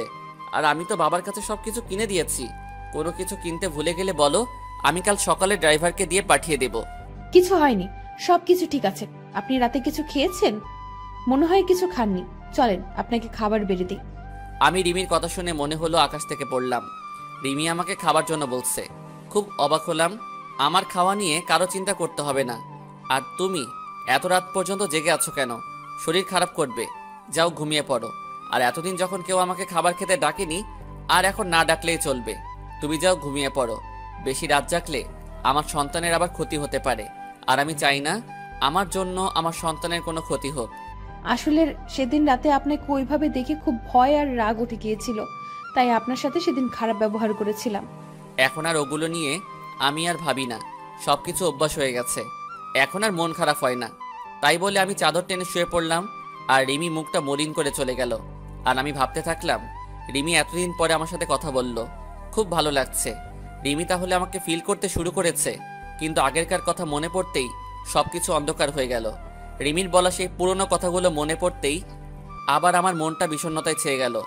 আমি তো মাকে কথা দিয়েছি যে সবকিছু ছেড়ে অনেক দূরে চলে যাব, আর মা আমাকে তার ছেলে বলে মানে না। যখন আমি কার জন্য এখানে থাকবো? তাই সবকিছু মাথা থেকে ঝেড়ে ঘুমিয়ে পড়লাম। সকালে ঘুম থেকে উঠে ফ্রেশ হয়ে অফিসের জন্য রওনা হব, তখন আবার রিমি আমার রুমে আসলো। আমি সেদিকে কোনো খেয়াল না করে বললাম, এত সকালে ঘুম থেকে উঠছো কেন? যাও, যে শুয়ে পড়ো। আর কিছু লাগলে বলতে পারো, বাবার কাছে কিনে পাঠিয়ে দেব। না মানে আপনি প্রতিদিন খুব সকালে অফিসে চলে যান, তাই জানতে আসলাম সকালের নাস্তাটুকু করেন না। বাবা তো যাই সকালে 9টার সময়, তাহলে আপনি এত সকালে যাচ্ছেন কেন? আমি তোমাকে বলেছি না আমার খাবার খাওয়া নিয়ে কারো চিন্তা করতে? মানা করেছি না? এই 1 বছর যেভাবে খেয়ে আসছি, ঠিক এভাবে সারা জীবন খাবার খেতে পারবো। আর এত সকালে অফিস যাই কেন সেটা তুমি ভালো করেই জানো। আমাকে আর বলার প্রয়োজন মনে করি না। তুমি তো বলেছিলে যে আপনার ওই চেহারা যেন আমাকে আর না দেখান, তাই যতটা সম্ভব চেষ্টা করি না দেখানোর। এবার দেখি রিমি মাথা নিচু করে বসে আছে। হয়তো এমন কথা রিমি আমার কাছ থেকে আশা করেনি। আমি আর এক মুহূর্ত না দাঁড়িয়ে চলে আসলাম বাইরে। নিচে এসে দেখি টেবিলে সব নাস্তা রাখা আছে, হয়তো রিমি আমার জন্য তৈরি করেছিল। আমি রেস্টুরেন্ট থেকে কিছু নাস্তা করে অফিসে প্রবেশ করলাম। অফিসে কাজ করতে করতে দুপুরের খাবার সময় হয়ে গেল। সবাই লাঞ্চ করতে চলে গেছে, এমনকি বাবাও চলে গেছে বাসায় লাঞ্চ করতে। আর আমি নিজের ডেস্কে বসে আছি। তখনই আমার ফোনটা বেজে উঠল। আমি রিসিভ করলাম। একটা আননোন নাম্বার থেকে ফোন এসেছে। কোনো কাজ নেই, তাই ফোনটা রিসিভ করলাম। হ্যালো, আসসালামু আলাইকুম। ওয়ালাইকুম আসসালাম। কে বলছেন আপনি? আমি রিমি বলছি। আপনি দুপুরে লাঞ্চ করতে বাসায় আসছেন না? আসলে রিমি আমাকে এই প্রথম ফোন দিল, তো তাই নাম্বার আর কণ্ঠ চিনতে পারিনি। আর তার থেকে বেশি অবাক হলাম যে রিমি আমাকে ফোন করে লাঞ্চ করার জন্য বলছে। আমি বাইরে থেকে লাঞ্চটা করে নিয়েছি। আর আমি লাঞ্চ করেছি কিনা করেছি তা কেউ না ভাবলে খুশি হতাম।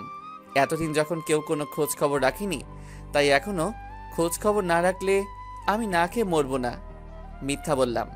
তাই বলে আমি ফোনটা রেখে দিলাম আর ভাবতে থাকলাম, হঠাৎ করে রিমি এত চেঞ্জ হলো কিভাবে। বুঝলাম না। সকালে নাস্তা করেছে কিনা, দুপুরে লাঞ্চ করেছে কিনা, সব জানতে চাইছে। এর কারণটা কি হতে পারে? হয়তো আমার উপর হালকা করুণা করছে, কিন্তু আমি কারো উপর করুণা হতে চাই না। এতদিন কিভাবে ছিলাম তা একটা বারও কেউ খোঁজ খবর নেয়নি, তাই এতদিন খোঁজ নেওয়ার কোনো দরকার নেই। তারপর আমি উঠে গিয়ে বাইরে থেকে লাঞ্চ করে নিলাম। তারপর আবার অফিসের কাজে মনোযোগ দিলাম। অফিস শেষ হয়ে গেল। আমি বাইরে বের হয়ে আমার প্রতিদিনের কাজ করতে থাকলাম। মানে কিভাবে সময় অপচয় করে রাত 12টার সময় বাসায় যাওয়া যায়। রাত 9টা বাজে, আমি বন্ধুদের সাথে সিগারেট টানছি আর আড্ডা দিচ্ছি। সেই সময় আবার আমার ফোনটা বেজে উঠল। আমি ফোন হাতে নিয়ে দেখি রিমি ফোন দিছে। আমি কেটে দিলাম। এইভাবে বেশ কয়েকবার ফোন দেওয়ার পর আমি রিসিভ করলাম। হ্যালো, ফোন দিয়েছো কেন? আপনি বাসায় আসবেন না। দেরি আছে বাসায় যাওয়ার। না মানে আর কোনো কিছু বলতে না দিয়ে ফোন কেটে দিলাম। তারপর আবার আড্ডাতে মনোযোগ দিলাম। তারপর 11টার সময় বাসায় আসলাম। এসে কাপড় চেঞ্জ করে ফ্রেশ হতে চলে গেলাম। ফ্রেশ হয়ে এসে আমার রুমের বেলকনিতে দাঁড়িয়ে সিগারেট টানছি আর পুরানো কথা ভাবছি। আপনি সিগারেট কেন খাচ্ছেন? জানেন না এসব খেলে শরীর খারাপ হয়? আমি চমকে উঠলাম। পিছনে তাকিয়ে দেখি রিমি কথাগুলো বলল। আমি সিগারেট খেয়ে বেঁচে আছি, তাই সিগারেটের বিষয়ে আর কোনো কথা না বললে খুশি হব। প্লিজ ওইটা ফেলে দিন, কাশি হচ্ছে আমার আর কষ্ট হচ্ছে, প্লিজ ফেলে দিন। দেখলাম রিমি এক হাত পেটে দিয়ে কাশতে লাগলো। আমার বুকের মধ্যে কেমন অজানা এক ব্যথা অনুভব করলাম, কারণ রিমিকে যে আমি এখনো অনেক ভালোবাসি আর তার মধ্যে গড়ে উঠছে আমার বাবুটা। তাই সিগারেটটা ফেলে দিয়ে রিমির এক হাত ধরে বিছানার উপর বসালাম আর এক গ্লাস পানি এগিয়ে দিলাম। এত রাতে না ঘুমিয়ে এখানে কি করছো? আর আমার চেহারা দেখা তো তোমার পাপ। তুমি আমার রুমে এসেছো, আমাকে দেখছো, কথা বলছো, তোমার পাপ হবে। তুমি চলে যাও আর হাতটা রুমে গিয়ে ডেটল দিয়ে ভালো করে পরিষ্কার করে নিবে, কারণ আমি তো একটা অমানুষ। আর একজন নোংরা মানুষ কাউকে স্পর্শ করলে তা ভালোভাবে ধুয়ে পরিষ্কার করে নিবে। রিমি আমার দিকে কেমন কান্না কান্না ভাবে তাকিয়ে আছে, মনে হয় এখনই কেঁদে দেবে। চোখে পানি জমা হচ্ছে। প্লিজ আমাকে ক্ষমা করে দিন, আপনার সাথে অনেক খারাপ ব্যবহার করেছি, অনেক অবহেলা করেছি, প্লিজ মাফ করে দিন। তুমি কেন মাপ চাইছো? তোমার কোনো দোষ নেই, সব দোষ তো আমার, কারণ আমি যে একটা জানোয়ার, রাস্তার কুকুর, অমানুষ আর সবচেয়ে বড় অন্যায় করেছি তোমার জীবনটা নষ্ট করে। তুমি আমাকে মাফ করে দাও তোমার সুন্দর জীবনটা নষ্ট করার জন্য। হয়তো তুমি আমার থেকে ভালো কাউকে আশা করেছিলে, কিন্তু তোমার জীবনে আমার মতো এতটা অমানুষ আসবে এটা তুমি হয়তো আশা করনি। যা হবার হয়ে গেছে, তুমি এখন গিয়ে ঘুমিয়ে পড়ো। আর তোমার জীবন আগের মতো সুন্দর করে দেওয়ার দায়িত্ব আমার। তুমি আবার আগের মতো চলাফেরা করবে। শুধু আমার বাবুটা বাইরে আসতে দাও, তোমাকে চিরদিনের জন্য সুখী করে দেব। যাও, অনেক রাত হয়েছে, বেশি রাত জাগলে শরীরটা খারাপ করবে, তাই ঘুমিয়ে পড়ো। আমি রিমির দিকে তাকিয়ে দেখি রিমি কান্না করছে। হয়তো ওর আর বলার কিছু নেই, কারণ এই কথাগুলো রিমি একদিন আমাকে বলেছিল। তারপর আমি আর একটা সিগারেট ধরিয়ে বেলকনিতে চলে আসলাম, আর রিমি কান্না করতে করতে চলে গেল নিজের রুমে। পরের দিন আবার একই সময়ে বের হয়ে গেলাম অফিসের জন্য। লাঞ্চের সময় আবার রিমি ফোন দিয়ে বলল যে বাবার সাথে যেন আমি বাসায় আসি লাঞ্চ করতে, কিন্তু আমি যাইনি, কারণ আমাকে দেখলে মা আবার বিরক্ত হতে পারে, আর আমি চাই না আমার জন্য মা না খেয়ে থাকুক, তাই আমি আর যাইনি। কিছুক্ষণ পর রিমি আবার ফোন করলো। কি ব্যাপার, আপনাকে না বাবার সাথে বাসায় আসতে বললাম, আপনি কেন আসলেন না? আমি দুপুরে এখন খাই না, না খাবার অভ্যাস হয়ে গেছে, আর এখন আবার খাওয়া শুরু করলে অভ্যাসে পরিণত হবে, তাই আমারটা বাদ দিয়ে তোমারটা চিন্তা করো। তারপর আমি ফোনটা বন্ধ করে নিজের কাজ করতে থাকলাম। অফিস শেষে আবার আমার একটা চাকরি করতে হবে, সেটা হলো সময় নষ্ট, কিভাবে রাত 12টা পর্যন্ত বাইরে থাকা যায়। আজ আর ফোন অন করিনি। ঠিক 12টার সময় বাসায় পৌঁছালাম। রুমে ঢুকতেই দেখি রিমি হাজির। আপনার ফোন বন্ধ কেন? কতবার ফোন দিয়েছি জানেন আপনি? কেন, এই অমানুষটাকে আবার ফোন দেওয়ার কারণ কি? তোমাকে বলেছি না বেশি রাত জাগতে নিষেধ করেছি না, তারপরও কেন রাত জাগো? হ্যাঁ, রাত জাগলে আমার সন্তান, শুধু আমার সন্তানটার ক্ষতি হতে পারে, তাই বেশি রাত জাগবে না, যাও ঘুমিয়ে পড়ো। রিমি আবার আমার দিকে কাঁদো কাঁদো মুখে তাকিয়ে আছে আমার দিকে, চোখের কোণে পানি জমতে শুরু করেছে। রিমি চোখ মুছে বলল, না আসলে ডেলিভারির আর তো বেশি সময় নেই, আর 1 মাস সময় আছে, তাই বলছিলাম কি এই 1 মাস আমার রুমে ঘুমাবেন। কেন তোমার রুমে কেন? আর তাছাড়া একটা জানোয়ারকে তোমার রুমে থাকলে তোমার সমস্যা হবে তো। না, কোনো সমস্যা হবে না, আরো ভালো হবে। বলা যায় না কখন ডেলিভারির পেইন উঠে যাবে, আর রাতে কখন কি লাগে ঠিক মতো নিতে পারি না, তাই পরে যদি বাচ্চার কোনো প্রবলেম হয়। এবার আমি কিছু বললাম না, কারণ সবার আগে আমার বাবুটা, তারপরে অন্য কেউ। তাই রিমির সাথে রিমির রুমে চলে আসলাম। রিমি বিছানায় ঘুমালো আর আমি সোফায় ঘুমালাম। তারপর সকালে রিমির ঘুম থেকে ওঠার আগে অফিসে চলে আসলাম। পরের দিন এভাবে সারাদিন কাজ করে রাতে রিমির রুমে সোফায় শুয়ে আছি। তখন রিমি বলল, আচ্ছা, আমাদের বাবু হলে বাবুর নাম কি রাখবেন? আমাদের বাবু মানে শুধু আমার সন্তান, ও আর কারো না। আমার সন্তান, আমার যেটা ভালো লাগবে সেই নাম রাখবো। তোমার এই বিষয় মাথা না ঘামালেও চলবে। এখন ঘুমাও তুমি। রিমি এবার কান্না শুরু করে দিল। কিছুক্ষণ কান্না করতে করতে পরে ঘুমায় পড়ে। এভাবে কেটে যায় 1 মাস। এই 1 মাসে রিমি অনেক চেঞ্জ হয়ে গেছে, আমার উপর অধিকার খাটানো শুরু করছে। কিন্তু আমি রিমিকে সেই সুযোগ দিতাম না। প্রতিদিন সকালে নাস্তা করার জন্য ডাক দিত, কিন্তু আমি কোনো কিছু না বলে চুপ করে চলে আসতাম। এতে রিমি অনেক কষ্ট পেত। তারপর দুপুরে লাঞ্চ টাইমে প্রতিদিন আমাকে ফোন দেবে। আমি কেন ফোন বন্ধ করে রাখতাম, আর না হয় ফোন রিসিভ করতাম না। একদিন অফিসে কাজ করছি, তখনই বাবা আমার কাছে দৌড়ে আসলো আর বলল যে রিমিকে নাকি হাসপাতালে নিয়ে যাওয়া হয়েছে, ডেলিভারি পেইন উঠেছে। তাই আমি আর বাবা তাড়াতাড়ি হাসপাতালে চলে আসলাম। রিমিকে ডাক্তার ওটিতে নিয়ে গেছে আর মা বাইরে বসে আছে। কিছুক্ষণ পর ডাক্তার বেরিয়ে আসলো আর বলল আমার ছেলে হয়েছে আর রিমিও ভালো আছে। আমার ছেলের কথা শুনে আজ আমি সবচেয়ে বেশি খুশি। আসলে বাবা হওয়া যে কি আনন্দ, আর কেমন অন্যরকম একটা অনুভূতি কাজ করে মনের মধ্যে। খুশিতে আমার 2 চোখ দিয়ে পানি বের হয়ে গেল। ডাক্তার সাহেব, আমি কি আমার ছেলের সাথে দেখা করতে পারি? অবশ্যই করতে পারেন, কিন্তু সবাই প্রথমে নিজের বইয়ের কথা জানতে চায়। আর আপনি নিজের ছেলের কেন একবারও জিজ্ঞেস করলেন না যে আপনার স্ত্রী কেমন আছে? ডাক্তারের কথা শুনে আমি চুপ হয়ে গেলাম, আর পাশে থাকা মা বাবা সবাই কেমন দৃষ্টিতে তাকিয়ে আছে আমার দিকে। আমি মৃদু হেসে কেবিনে চলে গেলাম আর আমার সন্তানের কাছে গেলাম। নিজের ছেলেকে দেখে কেমন যেন নিজেকে খুব বাচ্চা লাগছে। পাশের বেডে রিমি শুয়ে আছে, সেদিকে আমার কোনো মাথা ব্যথা নেই। আমার শুধু আমার ছেলেকে চাই। তারপর মা আর বাবা কেবিনে আসলো। মা রিমির পাশে গিয়ে বসলো আর বাবা আমার কাছে এসে আমার ছেলের মাথায় হাত বুলিয়ে দিতে লাগলো। কিছুক্ষণ পর মা বাবা বাইরে চলে গেল। আমি এখন আমার ছেলের কাছে বসে আছি। কিছুক্ষণ পর রিমি বলল, আমার ছেলেকে আমার কাছে দাও, আমি তো এখনো ভালোভাবে দেখতে পারিনি। আমার এবার মাথায় প্রচন্ড রাগ উঠে গেল। কি বললে? তোমার ছেলে মানে? এটা শুধু আমার ছেলে, এর বাবাও আমি, মাও আমি। মনে থাকে যেন। আর কোনো অমানুষের বাচ্চা তোমার ছেলে হয় কিভাবে? তুমি একদম ওকে স্পর্শ করবে না। আমার ছেলেকে আমি দেখে রাখবো। তাই বলে আমি রিমিকে কিছু বলতে না দিয়ে বাইরে চলে আসলাম। রিমি কিছু বলতে চাইছিল, কিন্তু আমি তার আগে চলে এসেছি। অবশ্য রিমি আমার কথা শুনে কান্না শুরু করে দিয়েছিল। কাঁদুক, তাতে আমার কি? এর থেকে 1000 গুণ কষ্ট আমি পেয়েছি। পুরো 1 বছর আমার কষ্ট তিলে তিলে আমাকে শেষ করে দিয়েছে। তারপর বাইরে এসে সব কিছু ঠিকঠাক করে নিলাম। চট্টগ্রামের একটা টিকিট কাটলাম। তারপর আমার যা যা লাগে সব কিছু যাবতীয় জিনিস নিয়ে প্যাক করে নিলাম। আর 2টা চিঠি লিখলাম, একটা মায়ের জন্য আর একটা রিমির জন্য। আজ রাতেই আমি সব কিছু ছেড়ে আমার ছেলেকে নিয়ে এই শহর ছেড়ে চলে যাব।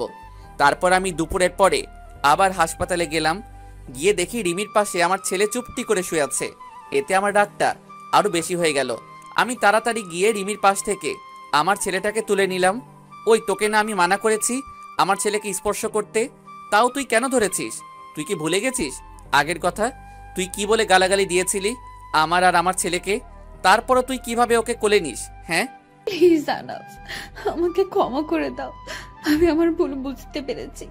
একটা মা হওয়া যে কতটা আনন্দের তা আমি জানতাম না। প্লিজ আমার ছেলের কাছ থেকে আমাকে দূরে সরিয়ে দিও না। তুমি যা বলবে আমি সব শুনবো, তবু আমার ছেলেকে আমার কাছে ফিরিয়ে দাও। কেন সেদিন মনে ছিল না যেদিন আমার ছেলেকে আর আমাকে জানোয়ার, রাস্তার কুকুর, অমানুষ বলে গালাগালি দিয়েছিলি? তুই তো আমার ছেলেটাকে গালাগালি দিয়েছিস, কিন্তু তার বয়স মাত্র 2 মাস, তার তখন জন্ম হয়নি, তখন তুই গালাগালি দিয়েছিস। কোনো মা তার নবজাতক ছেলেকে এভাবে গালাগালি দিতে পারে না, তাই এর প্রতি তোর কোনো অধিকার নেই, মনে থাকে যেন। তাই বলে আমি ছেলেকে নিয়ে বাইরে একটা চেয়ারে বসে পড়লাম, আর এদিকে রিমি অঝোরধারায় কান্না করতে থাকলো। তারপর বিকাল হতেই দেখি মা বাবা চলে আসলো হাসপাতালে। আমাকে ছেলে নিয়ে এভাবে বাইরে বসে থাকতে রেখে বাবা আমার কাছে আসলো। কিরে, কি হয়ে আমার দুলাভাইকে নিয়ে বাইরে বসে আছিস কেন? ভিতরে গিয়ে বস। বাবা আমাকে ক্ষমা করবে, আমার ছেলেকে আমি দেখতে পারবো। মা বা রিমি আমার ছেলের উপর কোনো অধিকার না দেখালে খুশি হব। দেখ বাবা, এতদিন যা হয়েছে সব ভুলে যা, আবার নতুন করে শুরু কর তোরা। আর তাছাড়া এখন তোরা 2 জন না 3 জন। বাবা তুমি কি ভুলে যেতে বলছো? আমার জীবনের সবচেয়ে খারাপ কষ্টকর 1 বছর ভুলে যাব? কোনোদিন সম্ভব না বাবা।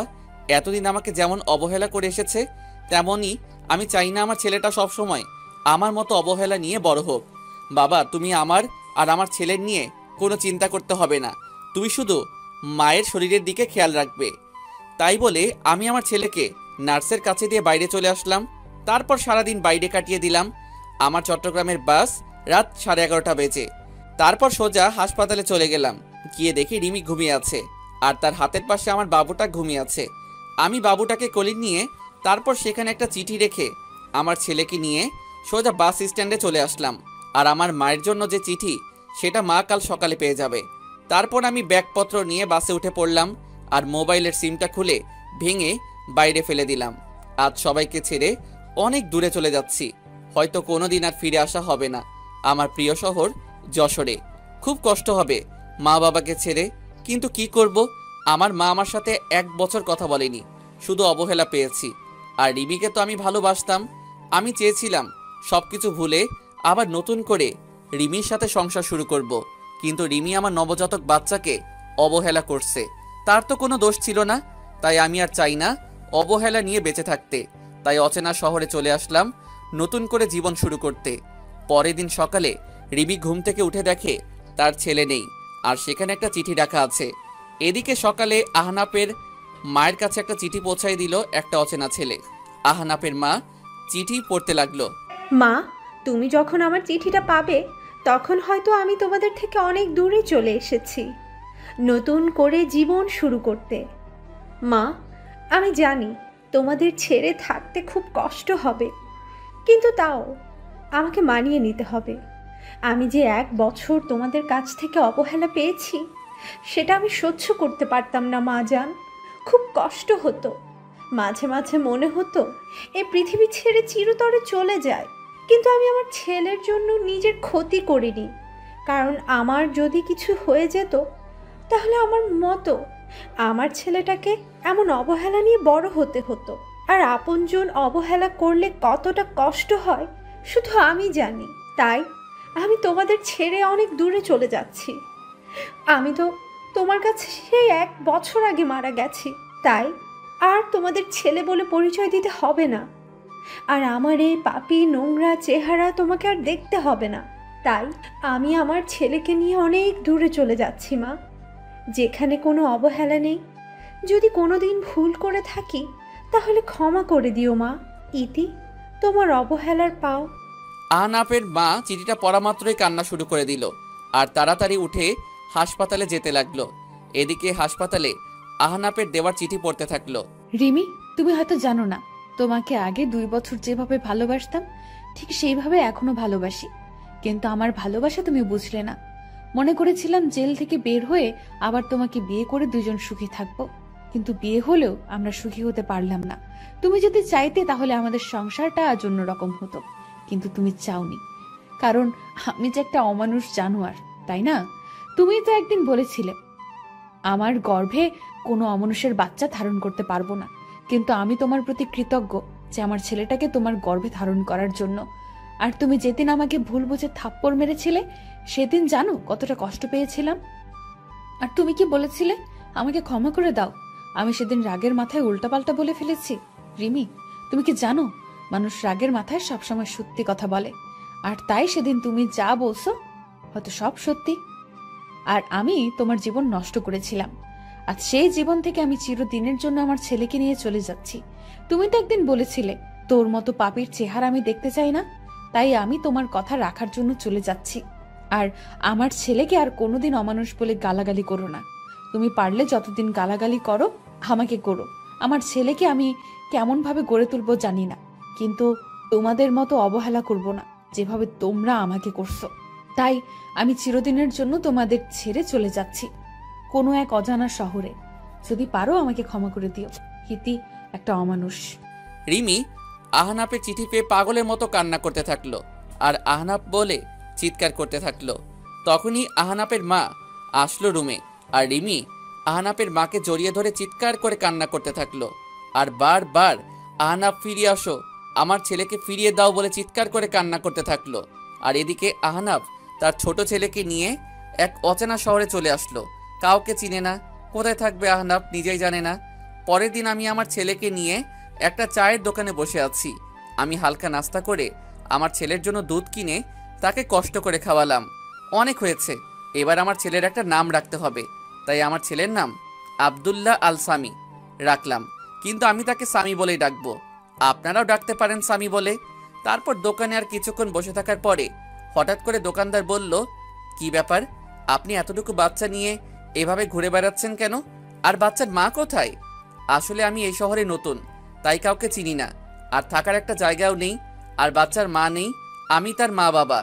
তারপর দোকানদার কি যেন ভেবে বলল, আপনি চাইলে আমার বাড়ির পাশের একটা ছোট বাড়ি আছে, আপনাদের দুজনের থাকার জন্য বেশ ভালো জায়গা। আমি দোকানদারের কথা শুনে বেশ খুশি হলাম। আমি আর কিছু না ভেবে তার কথায় রাজি হয়ে গেলাম। তারপর তিনি আমাকে বাসাটা দেখিয়ে দিয়ে চলে গেল আর বলল, আমার বাড়িটা পাশেই, আমি আমার মেয়েকে বলে যাচ্ছি আপনার যা যা লাগবে সব কিছু যেন সে দেখে নেয়, আর কোনো সমস্যা হলে আমার মেয়েকে বলবেন। দোকানদার তাই বলে চলে গেল আর আমি ঘরটা একটু দেখে নিয়ে কাজ শুরু করে দিলাম, মানে ঘর গোছানোর কাজ। কিছুক্ষণ পর দেখি একটা মেয়ে আসলো রুমে। ও, আপনি তাহলে তিনি যার কথা বাবা বলে গেল? তার মানে ইনি দোকানদারের মেয়ে হবে হয়তো। দেখতে মাশাআল্লাহ বেশ সুন্দর, তবে গরিব বলে বেশি সাধারণভাবে চলাফেরা করে, তাই সৌন্দর্যটা বেশি ফুটে উঠছে না। জি, আমি এই ঘর ভাড়া নিয়েছি, আসলে এখানে কাউকে চিনি না তো, তাই আপনাকে আসতে হলো, আপনি একটু দেখিয়ে দিলেই চলবে। আরে আপনি কোনো চিন্তা করবেন না, আপনার যা যা দরকার বলবেন আমি দেখিয়ে দেব। আর আমাকে আপনি করে না বলে নাম ধরে ডাকলে খুশি হব। আমার নাম তনিমা, তনিমা বললেই খুশি হব। ও আচ্ছা, নাম ধরেই ডাকবো। তখনই স্বামী কেঁদে উঠল আর তনিমা বলল, এখানে একটা বাচ্চা কান্না করছে কোথায়? আমি তাড়াতাড়ি গিয়ে স্বামীকে কোলে তুলে নিলাম, কিন্তু কান্না থামার কোনো নাম গন্ধই নেই। এই বাচ্চাটা কার? কার বাচ্চা চুরি করে নিয়ে আসছেন? বলেন কার বাচ্চা, নইলে আমি কিন্তু লোকজন ডাকবো আর বলবো আপনি একটা বাচ্চা পাচারকারী। আমি বাচ্চা চুরি করতে যাব কেন? এটা আমার ছেলে, আমি ওর বাবা, আর আমি কোনো বাচ্চা পাচারকারী না, বুঝলেন? তাহলে বাচ্চার মা কোথায়? বাচ্চার মাকে তো দেখতে পাচ্ছি না। আমার ছেলের মা নেই, সে আমার ছেলেটাকে জন্ম দিতে গিয়ে মারা গেছে, এখন থেকে আমি ওর মা বাবা। ও, তা আগে বলবেন তো। আর বাচ্চা কেউ এইভাবে কোলে নেয়? দেন আমার কাছে, দেন। তাই বলে তনিমা আমার কাছ থেকে বাচ্চাটা নিজের কাছে নিয়ে নিল, আর স্বামীর কান্না থেমে গেল। আসলে বাচ্চারা মাতৃ করে বেশি মানায়। আচ্ছা, আপনি ঘরটা গোছান, আমি আপনার ছেলেকে দেখছি। তাই বলে তনিমা স্বামীকে নিয়ে বাইরে চলে গেল, আর আমি ঘরটা গোছানো শুরু করলাম। ঘর গোছানো শেষে আমি বাইরে গিয়ে দেখি স্বামী তনিমার কোলে আরামে ঘুমিয়ে আছে। দেখে খুব ভালো লাগলো, কারণ সারাটা দিন বাসের মধ্যে ভালোভাবে ঘুমাতে পারিনি। দেন স্বামীকে আমার কাছে দেন, রুমে শুয়ে দিয়ে আসি। আপনার কাছে দিলে আবার ঘুম ভেঙে যাবে, আমি নিয়ে যাচ্ছি, চলেন। তারপর তনিমা স্বামীকে বিছানায় রেখে চলে আসবে, তখন বলল, আচ্ছা, আপনার নামটাই তো জানা হলো না। আমার নাম আহনাফ হাসান, আমাকে আহনাফ বলে ডাকলেই হবে। ও আচ্ছা, দুপুরে আমাদের বাসায় খাবেন, বাবা বলে গেছে যেন দুপুরে খাবার যেন আমাদের বাসায় খাই। আমি শুধু মাথা নাড়িয়ে ইশারা করে হ্যাঁ বললাম। তারপর আমি নিজের ঘরে চলে আসলাম আর কিছু টুকটাক কাজ করে নিলাম। আসার সময় কিছু টাকা নিয়ে এসেছিলাম, এখন আপাতত এই টাকা দিয়ে চলতে হবে, আর কিছুদিনের মধ্যে একটা চাকরি জোগাড় করতে হবে। কিন্তু আমি চাকরি করতে গেলে স্বামীকে কে দেখবে? তারপর আমি দুপুরের সময় বসে আছি, তখনই তনিমা আমার জন্য খাবার নিয়ে আসলো আর স্বামীর জন্য ফিডারে করে দুধ নিয়ে আসলো। আপনি আবার কষ্ট করে নিয়ে আসলেন কেন? আমাকে বললে আমি গিয়ে নিয়ে আসতাম। তা কি করে হয়? আপনি তো আমাদের মেহমান, তাই আপনার ভালো মন্দ দেখার সব দায়িত্ব আমার। তারপর আমি তনিমার কাছ থেকে দুধের ফিডারটা নিয়ে স্বামীর দুধ খাওয়াতে যাব। তখন তনিমা বলল, এইসব কাজ আপনাদের না, এসব কাজ আমাদের, তাই আপনি খেয়ে নেন, আমি স্বামীকে দুধ খাওয়াচ্ছি। তারপর আমি দুপুরে খাবার খেতে লাগলাম আর তনিমা স্বামীকে কোলে তুলে খুব যত্ন করে খাওয়াতে লাগলো। মনে হচ্ছে স্বামী তার মায়ের কোলে দুধ খাচ্ছে আর তনিমা মনে হচ্ছে তার নিজের ছেলেকে কোলে তুলে যত্ন করে দুধ খাওয়াচ্ছে। এইভাবে চলছিল আমাদের দিনগুলি। এখন আমার থেকে তনিমা স্বামীকে বেশি খেয়াল করে, খুব আদর করে স্বামীকে। স্বামী যেন তার নিজের মাকে পেয়েছে। আর তনিমা আমাকেও বেশ কেয়ার করে। আর হ্যাঁ, তনিমার মা বেঁচে নেই। তনিমার বাবা সারাদিন চায়ের দোকানে কাজ করে আর তনিমা সারাদিন স্বামীকে নিয়ে পড়ে থাকে। আমি কিছুদিন ধরে ভাবছি আমি একটা চাকরি করব, কারণ বাড়ি বসে থাকতে সবসময় ভালো লাগে না। আর এখন স্বামীকে নিয়ে বেশি চিন্তা করি না, কারণ স্বামী দেখাশোনা করার জন্য তনিমা আছে। কারণ আমার থেকে তনিমা স্বামীকে বেশি দেখাশোনা করে। প্রায় সবসময়ই আমি তনিমার কাছে থাকি আর তনিমা কেমন যেন সবসময় আমাকে কেয়ার করে, সবসময় খোঁজ খবর নেয় কখন কোনটা লাগবে, সবকিছু তনিমা নিয়ে আসে। তারপর আমি কিছুদিনের মধ্যে একটা চাকরি পাই আর পরশু চাকরিতে জয়েন করতে হবে। তনিমা শোনো, বলছি আমি একটা চাকরি পাইছি আর ভাবছি চাকরিটা করব, কিন্তু স্বামীকে দেখে রাখবে কে? তাই তুমি যদি স্বামীকে একটু দেখে রাখতে। তো আমাকে বলছেন কেন? যান না, চাকরি করেন। আর এতদিন স্বামীকে মনে হয় অন্য কেউ দেখে রাখছে, যে আজ আমাকে বলছে যে দেখে রাখতে। এতদিন অন্য মানুষ দেখে রাখছে, আমি না হয় এখন দেখে রাখবো। আসলে আমি কথাটা ওভাবে বলতে চাইনি। আমার থেকে তো তুমি ওকে বেশি দেখাশোনা করো, তাই তোমাকে একটু বললাম। এখন তো আমি সে সকালে যাব আর ফিরতে সন্ধ্যা হয়ে যাবে, তাই বললাম আর কি। আপনি কোনো চিন্তা করবেন না, স্বামীকে আমি ভালোভাবে দেখে রাখবো। আর স্বামী তো আমারই ছেলে নাকি? কি বললে? স্বামী তোমার ছেলে মানে? কই, কখন বললাম? আমি তো বলছি সে তো আমার ছেলের মতোই। ও ঠিক আছে। কিছুদিন ধরে দেখছি তনিমা কেমন যেন সব সময় মনে মনে কি সব বলে আর কেমন সব সময় আর চোখে আমার দিকে তাকিয়ে থাকে। আমি বুঝতে পারছি তনিমা আমাকে ভালোবাসতে শুরু করেছে, কিন্তু এটা যে কোনোদিন সম্ভব না, কারণ আপনারা তো সবই জানেন, কিন্তু তনিমা তো আর জানে না। তবে আমি বুঝতে পারছি তনিমাকে ছাড়া স্বামী লালন পালন করা সম্ভব না। আর তনিমা কেমন যেন স্বামীর নিজের ছেলের মতো দেখাশোনা করে। আর তনিমা মেয়েটা অনেক ভালো, কোনো অহংকার নেই তার মধ্যে। তারপর আমি অফিস জয়েন করলাম। তনিমা এখন আমাকে প্রতিদিন সকালে সব কিছু গুছিয়ে দেয়। সকালে উঠে নাস্তা তৈরি করে দেবে, তারপর সন্ধ্যার পর নিজের স্বামীর মতো করে রাতের খাবার নিয়ে অপেক্ষা করে। কিন্তু তনিমা যা ভাবছে তা কোনোদিন হবার নয়। তনিমাকে আমার সব কিছু বলতে হবে, নইলে পরে অনেক বড় সমস্যা হতে পারে। তাই ভাবলাম তনিমাকে সব কিছু বলে দেব। আমি সকালে অফিসে যাচ্ছি, তখন তনিমার বাবা আমাকে ডাক দিল। আমি তনিমার বাবার কাছে গিয়ে সালাম দিলাম। তনিমার বাবা সালামের উত্তর দিয়ে বলল যেন রাতে তাদের সাথে একসাথে রাতের খাবার খাই, আর কিছু কথা আছে, তাই রাতে এক জায়গায় কথাটা বলবে। আমি এত কিছু না ভেবে অফিসে চলে আসলাম। অফিস শেষে রাতে বাসায় ফিরলাম। ফ্রেশ হয়ে তনিমার বাবার সাথে একসাথে খেতে বসলাম। তখন তনিমার বাবা বলল, দেখো আনাব বাবা, তুমি যেদিন থেকে এখানে এসেছো তুমি দেখছো আমার মেয়েটা কেমন। আর আমার মেয়েটা তোমার ছেলেকে নিজের ছেলের মতো লালন পালন করে, তুমি তো সব জানো। আর আমার মা মারা মেয়েকে কোনোদিনই কষ্ট দেয়নি।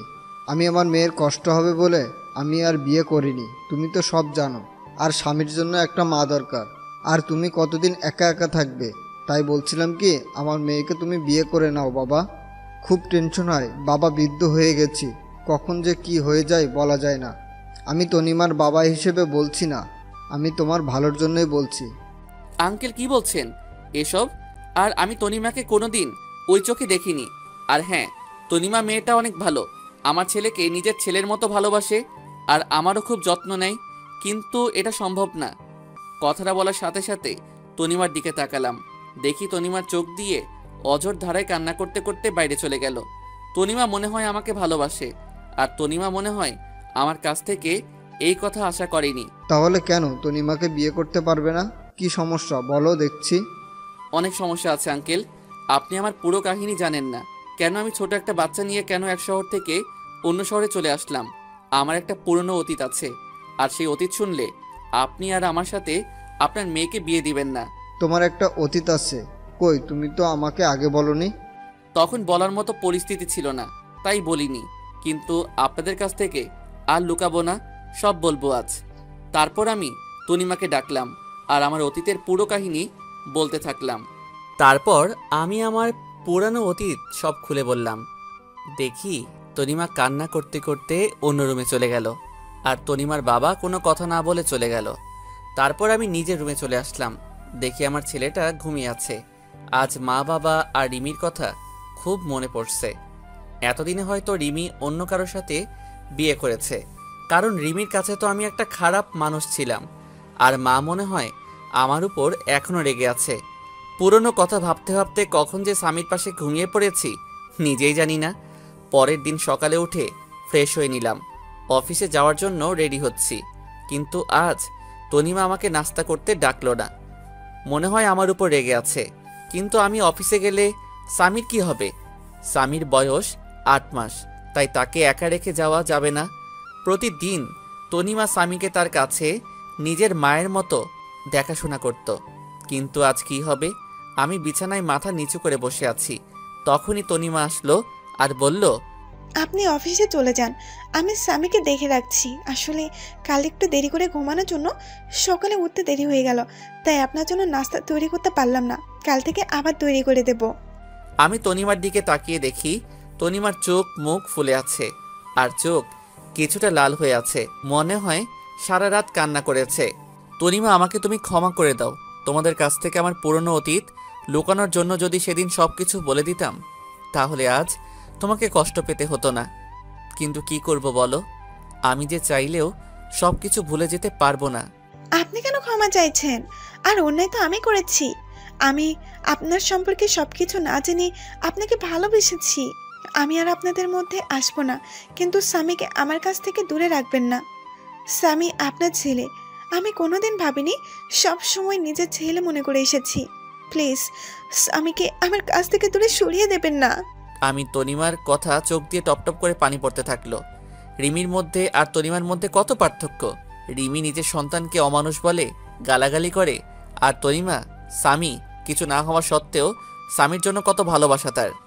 আমি স্বামীর কাছে গিয়ে স্বামীর 2 গালে 2টা চুমু দিয়ে স্বামীকে তনিমার কোলে তুলে দিয়ে চলে আসলাম অফিসে। এভাবে চলতে থাকলো আমার একাকিত্ব জীবন। এখন স্বামী হাঁটতে শিখে গেছে, আর সব সময় তনিমার সাথে সব সময় দুষ্টামি করে। তনিমা এখন আর আমার উপর তেমন অধিকার দেখায় না। হয়তো তনিমা বুঝে গেছে যে পাওয়ার নাই তা নিয়ে ভেবে লাভ নাই। আর তনিমা স্বামীকে সব সময় কাছে রাখে, খুব আদর করে স্বামীকে। একদিন অফিস থেকে বাসায় আসলাম, তখন তনিমা স্বামীকে আমার কাছে দিতে আসলো। আজ স্বামী আমাকে মা ডেকেছে জানেন? তনিমা, তুমি সব জানো আমার প্রতি ঘটে যাওয়া সব ঘটনা, আর আমি চাই না স্বামী আপনাকে মা বলে ডাকুক, কারণ আপনি তো আর সারা জীবন আর স্বামীকে দেখাশোনা করবেন না। আজ না হয় কাল তোমার বিয়ে হয়ে যাবে, তখন আমি চাই না স্বামী তার মায়ের জন্য কান্না করুক। তাই তুমি ভবিষ্যতের কথা চিন্তা করে এখন মানিয়ে নিলে খুশি হতাম। আমি বুঝতে পারছি, আমি চেষ্টা করব। এভাবে চলে গেল আরো 2 বছর। এখন স্বামী ভালোভাবে কথা বলতে পারে। স্বামী এখন আমাকে আব্বু বলে ডাকে। যেদিন স্বামী আমাকে আব্বু বলে ডেকেছিল সেদিন যে কত খুশি হয়েছিলাম তা ভাষায় প্রকাশ করা যাবে না। আর এখন স্বামী তনিমাকে আন্টি বলে ডাকে। আমি জানি এসব তনিমা শিখিয়ে দিছে। এভাবে আরও কিছুদিন যাওয়ার পর তনিমা এসে বলল, বাবা আমার বিয়ে ঠিক করে ফেলেছে, কিন্তু সে স্বামীকে ছাড়া থাকতে পারবে না বলে অযোধ্যায় কান্না করতে থাকলো। আমি কি বলে তনিমাকে সান্ত্বনা দেব কিছু খুঁজে পাচ্ছি না, কারণ সেই ছোট থেকে স্বামী কোলে তুলে নিজের হাতে খাইয়ে বড় করেছে। সবাই কষ্ট হওয়ার কথা, কিন্তু বাস্তবটাকে মেনে নিতে হবে, নইলে পরে অনেক সমস্যার মধ্যে পড়তে হবে। কিছুদিনের মধ্যে তনিমার বিয়ে হয়ে গেল। এই কয়দিন স্বামীকে সবসময় কাছে নিয়ে রাখতাম, কারণ স্বামী এখনও ছোট। তাই কিছুদিন তনিমার থেকে দূরে রাখলে স্বামী হয়তো তনিমাকে আস্তে আস্তে ভুলে যাবে। তনিমা বিয়ের দিন স্বামীকে জড়িয়ে ধরে অনেক কান্না করেছিল, যেন মা তার ছেলেকে চিরদিনের জন্য ছেড়ে চলে যাচ্ছে। তনিমার কান্না দেখে আমারও খুব কান্না পাচ্ছিল। তারপর তনিমার বিয়ে হয়ে গেল। কিছুদিন স্বামী কান্না করছিল তনিমা না দেখতে পেয়ে, কিন্তু স্বামী ছোট, সে কারণে কিছুদিন পর আর কান্না করে না। এখন স্বামীকে আমার সাথে আমার অফিসে নিয়ে যাই। অফিসের সবাই স্বামীকে অনেক ভালোবাসে। সবাই স্বামীকে দেখে রাখে, সবাই স্বামীকে আদর করে। কিছুদিন পর অফিস থেকে জানালো আমার ট্রান্সফার করা হয়েছে, আর এখন আমার অফিস ঢাকাতে পোস্টিং করা হয়েছে। আমিও সব কিছু মেনে নিলাম। তনিমার বাবার কাছ থেকে বিদায় নিয়ে ঢাকাতে চলে আসলাম। তবে ঢাকাতে আসার আগে তনিমা কিভাবে খবর পেয়েছিল আমরা একেবারের জন্য ঢাকায় চলে যাচ্ছি, সেদিন তনিমা এসে স্বামীকে কোলে তুলে অনেক আদর করে আর বলে মাঝে যেন তার সাথে দেখা করি। তারপর আমরা ঢাকায় চলে আসি। তারপর দেখতে দেখতে আরও 2টা বছর চলে গেল। এখন স্বামীকে একটা স্কুলে ভর্তি করিয়ে দিছি। আমি অফিসে যাওয়ার সময় স্বামীকে স্কুলে দিয়ে আসি, আর স্কুল শেষে স্বামীকে আমার অফিসে নিয়ে আসি। তারপর অফিস শেষে দুজন বাসায় চলে আসি। একদিন স্বামী বলল, আব্বু আব্বু তুমি জানো স্কুলে আমার সব বন্ধুরা তাদের আম্মুর সাথে যায়, তাদের আম্মু তাদের কত ভালোবাসে, কিন্তু আমার আম্মু নেই কেন? ও আব্বু বলো আব্বু, আমার আম্মু কোথায়? আমি স্বামীর কথা শুনে অনেক অনেক বেশি অবাক হলাম, কারণ এই 5 বছরে আমি একদিনও তার মায়ের কথা জিজ্ঞাসা করিনি। তাহলে আজ কেন তার মায়ের কথা জিজ্ঞাসা করলো? মনে হয় স্কুলে তার বন্ধুদের মায়ের সাথে আসতে দেখে স্বামীরও তার মায়ের কথা মনে পড়ছে। বাবা, তোমার আম্মু আমাদের উপর রেগে আছে, তাই আমাদের কাছে থাকে না। তোমার আম্মু আমাদের ছেড়ে দূরে কোথাও চলে গেছে। আব্বু আমাদের উপর কি কারণে রাগ করেছে? আমি কি ছোটবেলায় খুব দুষ্টুমি করতাম আম্মুর সাথে? না বাবা, তোমার আম্মু আমার উপর রেগে চলে গেছে। তোমার আম্মু ভালো না। আমার পিচ্চি বাবুটার কষ্ট বোঝে না, তাই তোমার আম্মু ভালো না। আব্বু তুমি কি বলেছিলে যে আম্মু রাগ করে চলে গেছে? আমার একটা রাজকুমারের খুব দরকার ছিল, কিন্তু তোমার আম্মু আমাকে দিতে রাজি ছিল না, তাই তোমার আম্মু রাগ করে চলে গেছে। আব্বু তাহলে তোমার আব্বু আম্মু কোথায়? তারা কেন আমাদের সাথে থাকে না? আমার আম্মু আব্বু আমাকে খুব ভালোবাসতো। ঠিক আমি যেভাবে তোমাকে আদর করি, ঠিক সেভাবে আমাকেও আদর করতো। তাহলে তোমার আম্মু আব্বু কোথায়? আমি তো আমার আব্বুর সাথে থাকি, তুমি কেন তোমার আব্বুর সাথে থাকো না? তোমার আম্মুর জন্য আমার আম্মু আব্বু আমার উপর রেগে চলে গেছে। তাহলে আমার আম্মুর কাছে কোনোদিন যাব না। কেন যাবে না তুমি তোমার আম্মুর কাছে? তুমি তো এইমাত্র বললে আমি আম্মুর কাছে যাব। না যাব না, আম্মু খুব খারাপ, অনেক পচা। আমার আম্মুর জন্য তোমার আম্মু আব্বু তোমার উপর রাগ করে চলে গেছে। পরে যদি আম্মুর জন্য তুমি যদি আমার উপর রেগে আমাকে ছেড়ে চলে যাও। না বাবা, তোমাকে ছেড়ে আমি কোথাও যাব না। মুয়া। আব্বু আমি তোমার আম্মুর আব্বুর কাছে যাব। কেন তুমি আমার আম্মু আব্বুর কাছে যাবে কেন? আমি তোমার আম্মু আব্বুর কাছে গিয়ে মাপ চাইবো, যেন আমার আব্বুর ওপর যেন আর রেগে না থাকে।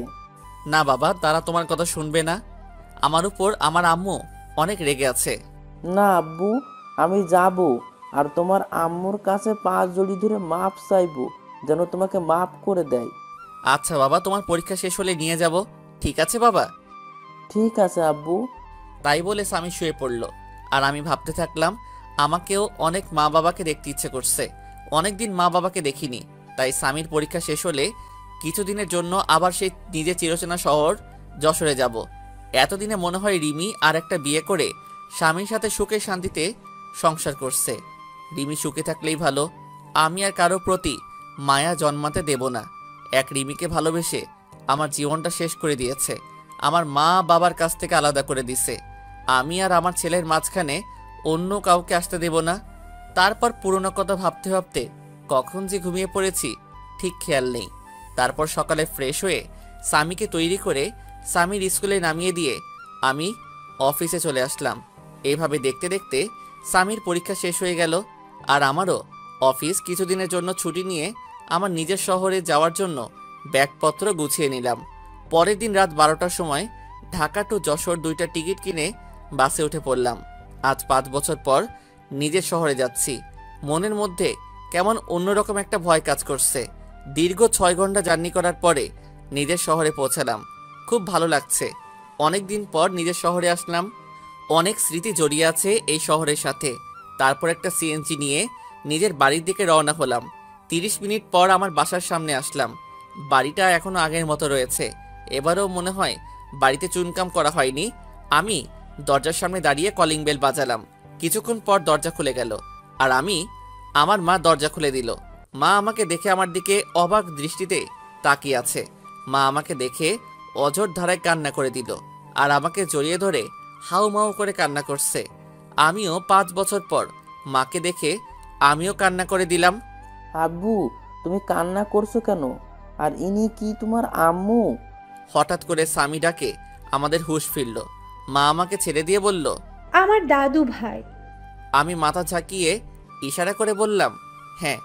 এবার মা নিচু হয়ে স্বামীর সামনে বসে পড়ল আর সারা মুখে মা চুমু দিতে থাকলো আর জড়িয়ে ধরে কান্না করতে লাগলো আর বলল, বাবা আহনাফ, আমাকে ক্ষমা করে দে বাবা। তোকে না বুঝে অনেক কষ্ট আর অবহেলা করেছি রে বাবা। আমাকে তুই মাফ করে দে। মা কি বলছো তুমি? ছেলের কাছে কোনো মা মাপ চাই? তুমি আমাকে মাফ করে দাও এই 5 বছর তোমাদেরকে ছেড়ে দূরে থাকার জন্য। তুমি কাঁদছো কেন আব্বুর আম্মু? তুমি আমার আব্বুর উপর এখনো রেগে আছো?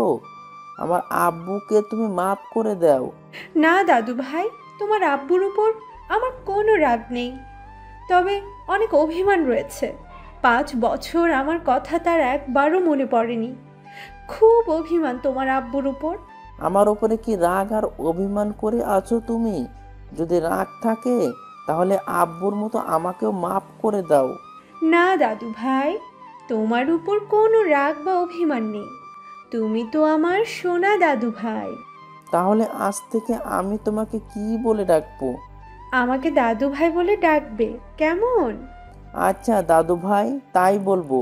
তারপর আমরা বাসার ভিতরে ঢুকে গেলাম। বাসাটা ঠিক আগের মতোই আছে, কিছু পরিবর্তন হয়নি, শুধু অবহেলাটা নেই।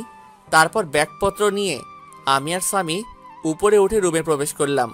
আর তখন আমি বেশ অবাক হলাম, মানে প্রচণ্ড অবাক হলাম, কারণ আমি কোনোদিন ভাবতে পারিনি রিমি এখানে থাকবে। হ্যাঁ, রিমি দেখি বিছানায় বসে আছে। অন্যদিকে ফিরে আমরা এসেছি হয়তো এখনো জানে না, কিন্তু রিমি এই বাড়িতে কেন? রিমিকে তো আমি মুক্ত করে দিয়েছি, তাহলে রিমি কেন এখনো এই বাড়িতে পড়ে আছে? আব্বু চলো, দাঁড়িয়ে পড়লে কেন?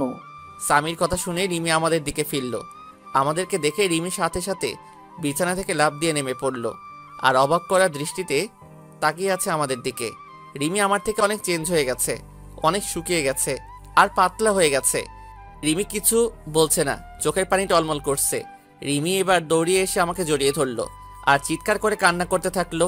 রিমি আমাকে জড়িয়ে ধরে জোরে জোরে কান্না করছে আর আমার গালে হাত দিয়ে আমার কপালে 2 গালে দাড়িতে পাগলের মতো চুমু খেতে লাগলো আর শক্ত করে জড়িয়ে ধরে আছে। কোথায় ছিলে তুমি এই 5 বছর? তুমি চলে যাওয়ার পর তোমাকে আমি পাগলের মতো খুঁজেছি। জানো, তুমি চলে যাওয়ার পরে আমি পাগলের মতন হয়ে গেছিলাম। তোমাকে অবহেলা করতে করতে কখন যে ভালোবেসে ফেলেছিলাম নিজেই জানি না। কিন্তু আমাকে কি না বলতে দিয়ে আমাকে ছেড়ে চলে গেলে? খুব ভালোবাসি তোমাকে, প্লিজ আমাকে আর ছেড়ে চলে যেও না। আমি রিমিকে এক ঝটকায় সরিয়ে দিলাম আর বললাম, কে আপনি? আর আমাকে এভাবে জড়িয়ে ধরে কান্না করছেন কেন? আর কি সব ভালোবাসার কথা বলছেন? আমি কাউকে ভালোবাসতাম, এখন আর কাউকে ভালোবাসি না। রিমি আমার কথা শুনে যেন মনে হলো রিমির মাথায় যেন আকাশ ভেঙে পড়ল। রিমি আমার দিকে করুণ দৃষ্টিতে তাকিয়ে আছে। প্লিজ আহনাফ, আমাকে মাফ করে দাও। আমি তোমাকে ছাড়া বাঁচতে পারবো না। আমাকে আর কষ্ট দিও না। তোমার দেওয়া কষ্ট আমি আর সহ্য করতে পারছি না। প্রতিদিন রাতে তোমার কথা ভেবে অনেক কষ্ট করতাম, অনেক কান্না করতাম। তুমি আসবে বলে প্রতিদিন তোমার পথের দিকে চেয়ে থাকতাম। তুমি আসবে আর আমাকে তোমার বুকে জড়িয়ে ধরে রাখবে। প্লিজ আমাকে মাফ করে দাও। আমি আর কষ্ট সহ্য করতে পারছি না। হাসালে, তুমি আমাকে ভালোবাসো তাই না? কোথায় ছিল তোমার এত ভালোবাসা? যেদিন তোমাকে একবার দেখার জন্য টানা 2 বছর তোমার পিছনে পড়েছিলাম, কোথায় ছিল তোমার ভালোবাসা? যেদিন আমি ভালোবাসার নামে শুধু অবহেলা পেয়েছি, তোমার কাছে প্রতিদিন মাফ চাইতাম আমার একটা মাত্র অন্যায়ের জন্য, কিন্তু আমি কি পেয়েছি? শুধু কিছু সুন্দর সুন্দর গালাগালি আর মায়ের অবহেলা। তুমি কি জানো আপনজনের অবহেলা কত কষ্টকর, কতটা অসহ্য, যা আমাকে ভিতর থেকে একদম শেষ করে দিয়েছে। তাই আমি আর কখনো অবহেলা সহ্য করতে পারবো না। আর কারো প্রতি আমার কোনো টান নেই বা ভালোবাসা নেই। এখন শুধু আমি আমার ছেলেকে নিয়ে বাঁচতে চাই। আমার পুরো পৃথিবী জুড়ে এখন শুধু আমার ছেলে রয়েছে। আমি আর কাউকে আমার পৃথিবীতে প্রবেশ করতে দেব না। রিমি এবার নিচে তাকিয়ে দেখে স্বামী দাঁড়িয়ে আছে। রিমি স্বামীকে দেখে আরও জোরে কান্না শুরু করে দিল। আর রিমি হাঁটু ভাঁজ করে স্বামীর সামনে গিয়ে বসে পড়ল আর জড়িয়ে ধরল স্বামীকে। স্বামীকে জড়িয়ে ধরে কান্না করতে থাকলো আর দুই গালে চুমু খেলো। রিমির এমন ঢঙের ভালোবাসা দেখে আমার রাগটা চরমে উঠে গেল। রিমির সেসব বলা কথা হঠাৎ করে মনে পড়ে গেল। আমি রিমির কাছে থেকে স্বামীকে সরিয়ে নিয়ে স্বামীকে কোলে তুলে নিলাম। কি করছেন আপনি? আমার ছেলেকে এভাবে জড়িয়ে ধরেছেন কেন? আর ওকে এভাবে চুমু দিচ্ছেন কেন? কোনো অধিকার নেই আমার ছেলের উপর। কেন আমার ছেলেকে আমি জড়িয়ে ধরবো? তাতে অধিকারের কি আছে এখানে? তোমার ছেলে তাই না? কেউ একজন বলেছিল কোনো অমানুষের বাচ্চা আমার বাচ্চা হতে পারে না, তাই তাকে নষ্ট করে দিতে চেয়েছিল। আর আমি আমার ছেলে তো একটা অমানুষ, আর আমাদের মতো অমানুষকে আপনি নিজের ছেলে বলে দাবি করছেন? শুনে রাখুন, স্বামী শুধু আমার ছেলে আর কারো নয়। কেউ যদি আমার ছেলেকে আমার কাছ থেকে নিতে আসে তাহলে আমার থেকে কেউ খারাপ হবে না। এই বলে আমি ব্যাগপত্র আর স্বামীকে নিয়ে আমি আগে যেই রুমে থাকতাম সেই রুমে চলে আসলাম। রুমটা ঠিক আগের মতোই আছে। মনে হয় প্রতিদিন কেউ রুমটা নিজের মতো করে গুছিয়ে রাখত। আর এদিকে রিমি কান্না করতে করতে নিচে নেমে সোজা মাকে জড়িয়ে ধরে কান্না করতে থাকলো। কি হয়েছে রিমি, কান্না করছো কেন? মা, আমি কি এতটাই খারাপ যে তোমার ছেলে আমাকে এতটা ঘৃণা করে? এমনকি আমার ছেলেকে আমি একটু জড়িয়ে ধরেছি বলে তোমার ছেলে বলল আমার ছেলের উপর নাকি আমার কোনো অধিকার নেই। তুমি বলো মা, আমার ছেলেকে আমি আদর করব না তো কে আদর করবে? আর তোমার ছেলে বলল আমি যেন আমার ছেলেকে স্পর্শ না করি। আহনাফ মনে হয় আগের কথা কিছু ভুলতে পারেনি। এখনো মনে হয় তোর উপর রেগে আছে, তাই হয়তো তোর সাথে এমন ব্যবহার করছে। যখন তোর প্রতি রাগ কমে যাবে তখন দেখবি আস্তে আস্তে সব ঠিক হয়ে যাবে। তুই শুধু আমার ছেলেকে ভালোবেসে যাবি, দেখবি একদিন সব কিছু ভুলে তোর কাছে ফিরে আসবে। তারপর আমি রুমে এসে কাপড় চেঞ্জ করে ফ্রেশ হয়ে নিলাম। তারপর একটু রেস্ট নিয়ে নিচে আসলাম দুপুরের খাবার খেতে। মা বাবা এখনো আসেনি অফিস থেকে। এখনই চলে আসবে, আমি ফোন করে সব বলে দিয়েছি। এখনই চলে আসবে, তুই খেতে বস। আর দাদু ভাই, তুমি আমার কাছে আসো, আজ খুব ভালো লাগছে। আজ অনেক দিন পর একসাথে এক টেবিলে খেতে বসলাম। মা রিমি, তুমি আহনাফের পাশে বসে আহনাফকে খাবার আগিয়ে দাও। তারপর যেই রিমি আমার পাশে বসলো আমি উঠে গেলাম চেয়ার থেকে। মা, আমি পরে খেয়ে নেব, এখন খেতে ইচ্ছে করছে না। আর স্বামীকে খাইয়ে দিয়ে সোজা আমার রুমে নিয়ে আসবে, ঠিক আছে মা? তাই বলে আমি উপরে উঠে রুমে চলে আসলাম। এভাবে কিছুক্ষণ রেস্ট নেওয়ার পর বাসার কাজের লোক আমার রুমে খাবার দিয়ে গেল। খাবার খেয়ে একটু রেস্ট নিয়ে নিলাম, কিন্তু স্বামী এখনও রুমে আসলো না কেন? আমি উঠে নিচে গিয়ে দেখি রিমি আর স্বামী নিচে বসে আছে। বলতে গেলে স্বামী রিমির কোলে বসে বসে খেলা করছে, আর রিমি মাঝে মাঝে স্বামীর মুখে চুমু দিচ্ছে। আমি রিমির কাছ দেখে মাথাটা পুরো গরম হয়ে গেল। যখন জানতে পারে আমাদের ছেলে আসছে পৃথিবীতে, তখন রিমি যতটা না আমাকে অবহেলা করছে তার থেকে বেশি গালাগালি করছে আমার ছেলেটাকে। তাই আমি সোজা নিচে নেমে চলে আসলাম। আমি নিচে গিয়ে রিমির কোল থেকে স্বামীকে নিয়ে নিলাম। আপনাকে বলছি না আমার ছেলের উপর কোনো অধিকার দেখাতে আসবেন না? তারপরও কেন আমার ছেলের কাছে আসার চেষ্টা করছেন? আর আমি চাই না কোনো জানোয়ারের বাচ্চা কাছে আসুক। তাই বলে আমি ওখান থেকে স্বামীকে নিয়ে চলে আসলাম। সিঁড়ি বেয়ে উঠতে যাব, তখন দেখি মা পিছনে দাঁড়িয়ে এতক্ষণ সব শুনছিল। মায়ের মুখটা কেমন মলিন হয়ে আছে। আর এদিকে রিমি অঝোরধারায় কান্না করতে লাগলো। রুমে এসে একটু রেস্ট নেওয়ার পর কেউ আমার নাম ধরে চিল্লাতে চিল্লাতে উপরে উঠে আসছে। আমি বাইরে আসতেই দেখি বাবা আমার নাম ধরে চিল্লাচ্ছে। আমি গিয়ে বাবাকে জড়িয়ে ধরলাম আর ভালো মন্দ জিজ্ঞাসা করে বাবাকে রুমে নিয়ে গেলাম। বাবা, তোমার দাদাভাই আমার ছেলে স্বামী। বাবা স্বামীকে দেখে কোলে তুলে আদর করতে লাগলো। তারপর বাবার সাথে কিছুক্ষণ কথা বলে বাবা চলে গেল। তারপর আমি আর স্বামী একটু ঘুমিয়ে বিকালে উঠে একটু বাইরে হাঁটতে বের হলাম। অনেক দিন পর এই এলাকাতে আসলাম। কিছু চেনা পরিচিত মানুষের সাথে কথা বলে রাতে বাসায় আসলাম। আমি আর স্বামী রুমে বসে আছি, তখন রিমি রুমে আসলো। চলেন, রাতের খাবার খেয়ে নেবেন, সবাই নিচে অপেক্ষা করছে। আমি খাবো না, আর আমার খাওয়া নিয়ে তোমাকে চিন্তা করতে মানা করছি না? আর এর আগে 1 বছর যখন আমার খাবার কথা নিয়ে ভাবনি, এখনো না ভাবলেই চলবে। আমি আগে যেরকমভাবে বাইরে খেতাম এখনো বাইরে বাইরে খাবো। আপনি শুধু মাকে বলেন স্বামীর খাবারটা যেন উপরে দিয়ে যায়। রিমি আর কিছু না বলে কান্না করতে করতে চলে গেল। কাঁদুক, তাতে আমার কি? আমিও অনেক কান্না করেছি, কেউ দেখেনি আমার কান্না। কিছুক্ষণ পর মা রুমে আসলো। বাবা আহনাফ, তুই কি এখনো আমাদের উপর রাগ করে আছিস বাবা?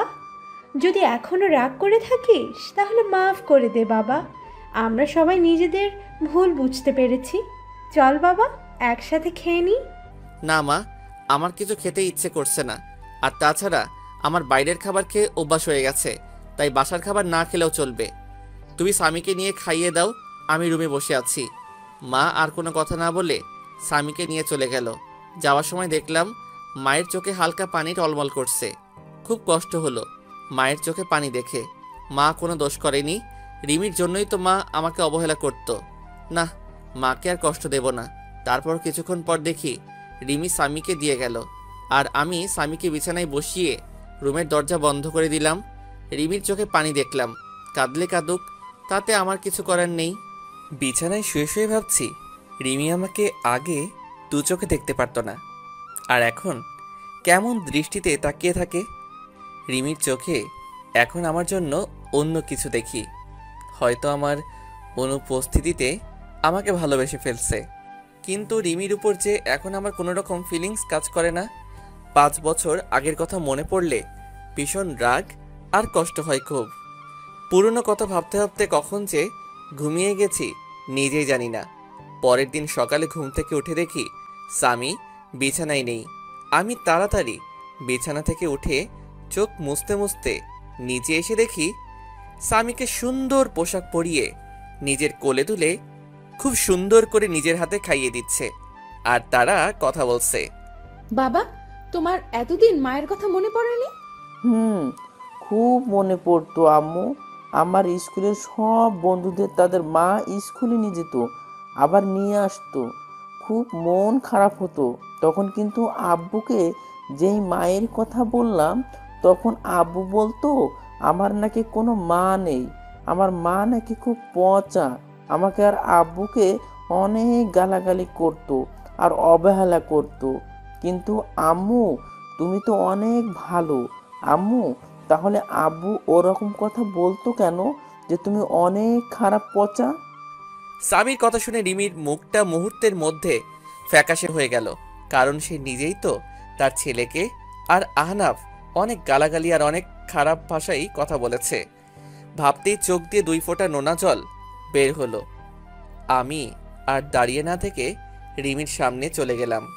এই যে মিস ভদ্রমহিলা, আপনার লজ্জা করে না পরের ছেলেকে আদর করতে? আর আমাদের মতো পাপী নোংরা মানুষকে স্পর্শ করলে আপনার আবার সমস্যা হবে। আর স্বামী, তোমাকে না বলছি আমাকে না বলে কোথাও যাবে না, তাহলে কেন এখানে আসছো?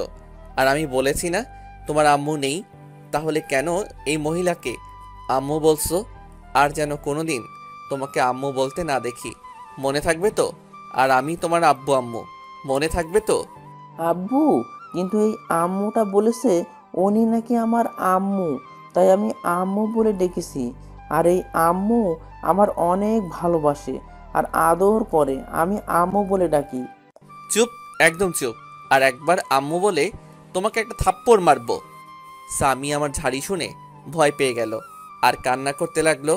প্লিজ স্বামীকে বকবেন না, ওর কোনো দোষ নেই। আমি ওকে জোর করে নিয়ে আসছি। আর ওকে কেন পাপী নোংরা বলছেন? ও তো একটা ছোট বাচ্চা। এই কথাটা আজ থেকে 5 বছর আগে আমার ছেলেকে বলেছিল। তখন সে একদম বাচ্চা ছিল, একদম নিষ্পাপ ছিল। এতটাই নিষ্পাপ ছিল যে তার তখনও জন্ম হয়নি। তখন থেকে সে অন্যায়ভাবে নিয়মিত অমানুষ পাপী জানোয়ার বলে স্বীকৃতি পেয়েছে। আমার কথা শুনে রিমি এবার মাথাটা নিচু করে জোরে জোরে কান্না করতে করতে ফ্লোরে বসে পড়ল আর কান্না করতে থাকলো। আমি স্বামীকে নিয়ে চলে আসলাম উপরে।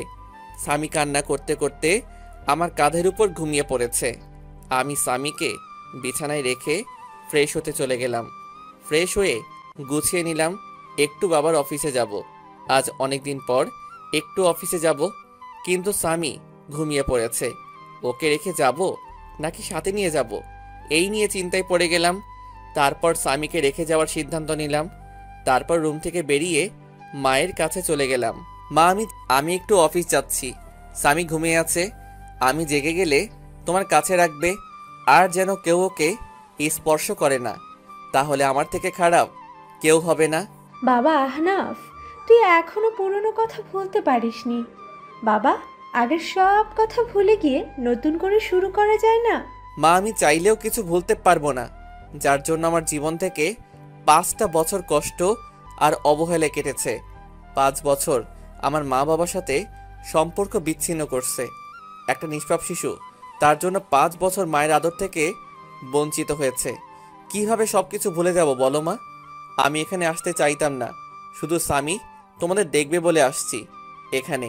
আর যদি তোমরা মনে করো আমি এসে তোমাদেরকে আবার বিরক্ত করছি, তাহলে একবার বলো, এখনই চলে যাব, আবার চিরদিনের জন্য। না বাবা, যাস না তুই। যেভাবে থাকিস আমরা আর কিছু বলবো না, কিন্তু আমাদের ছেড়ে আর যাস না। আর কত কষ্ট দিবি এই মাটাকে?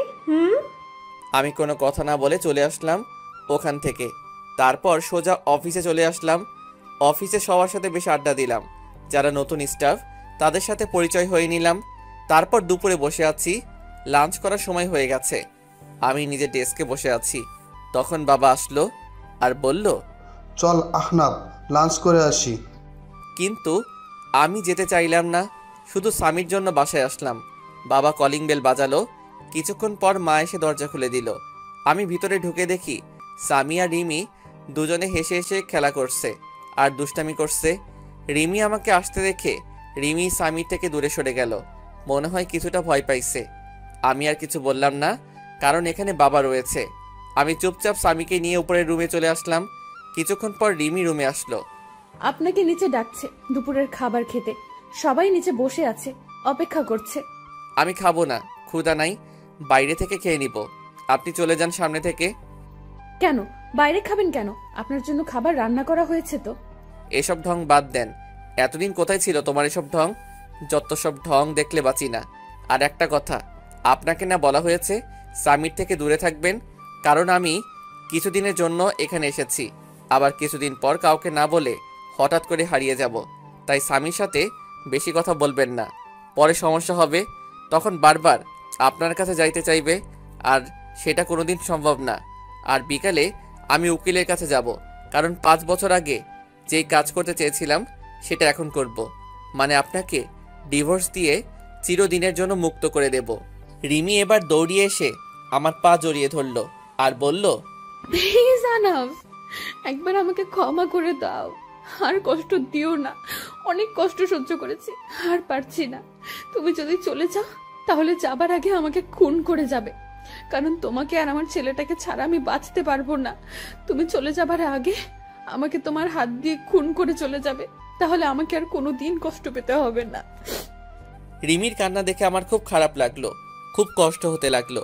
কারণ রিমিকে তো আমি পাগলের মতো ভালোবাসতাম, এখনো ভালোবাসি। কিন্তু আমার রাগ আর অভিমানের কাছে আমার ইগোটা বারে বারে হার মেনে যাচ্ছে। তখন স্বামী আমাদের কাছে আসলো। স্বামী সোজা গিয়ে রিমির সামনে গিয়ে রিমির চোখের পানি মুছে দিচ্ছে। আম্মু, তুমি আব্বুর পা ধরে কান্না করছো কেন?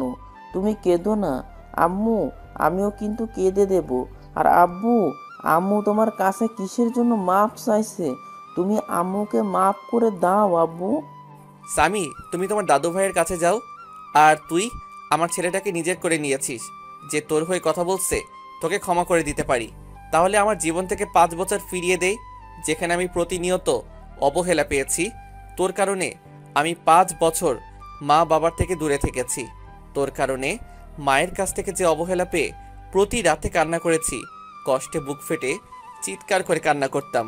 দিতে পারবি সেই চোখের পানি?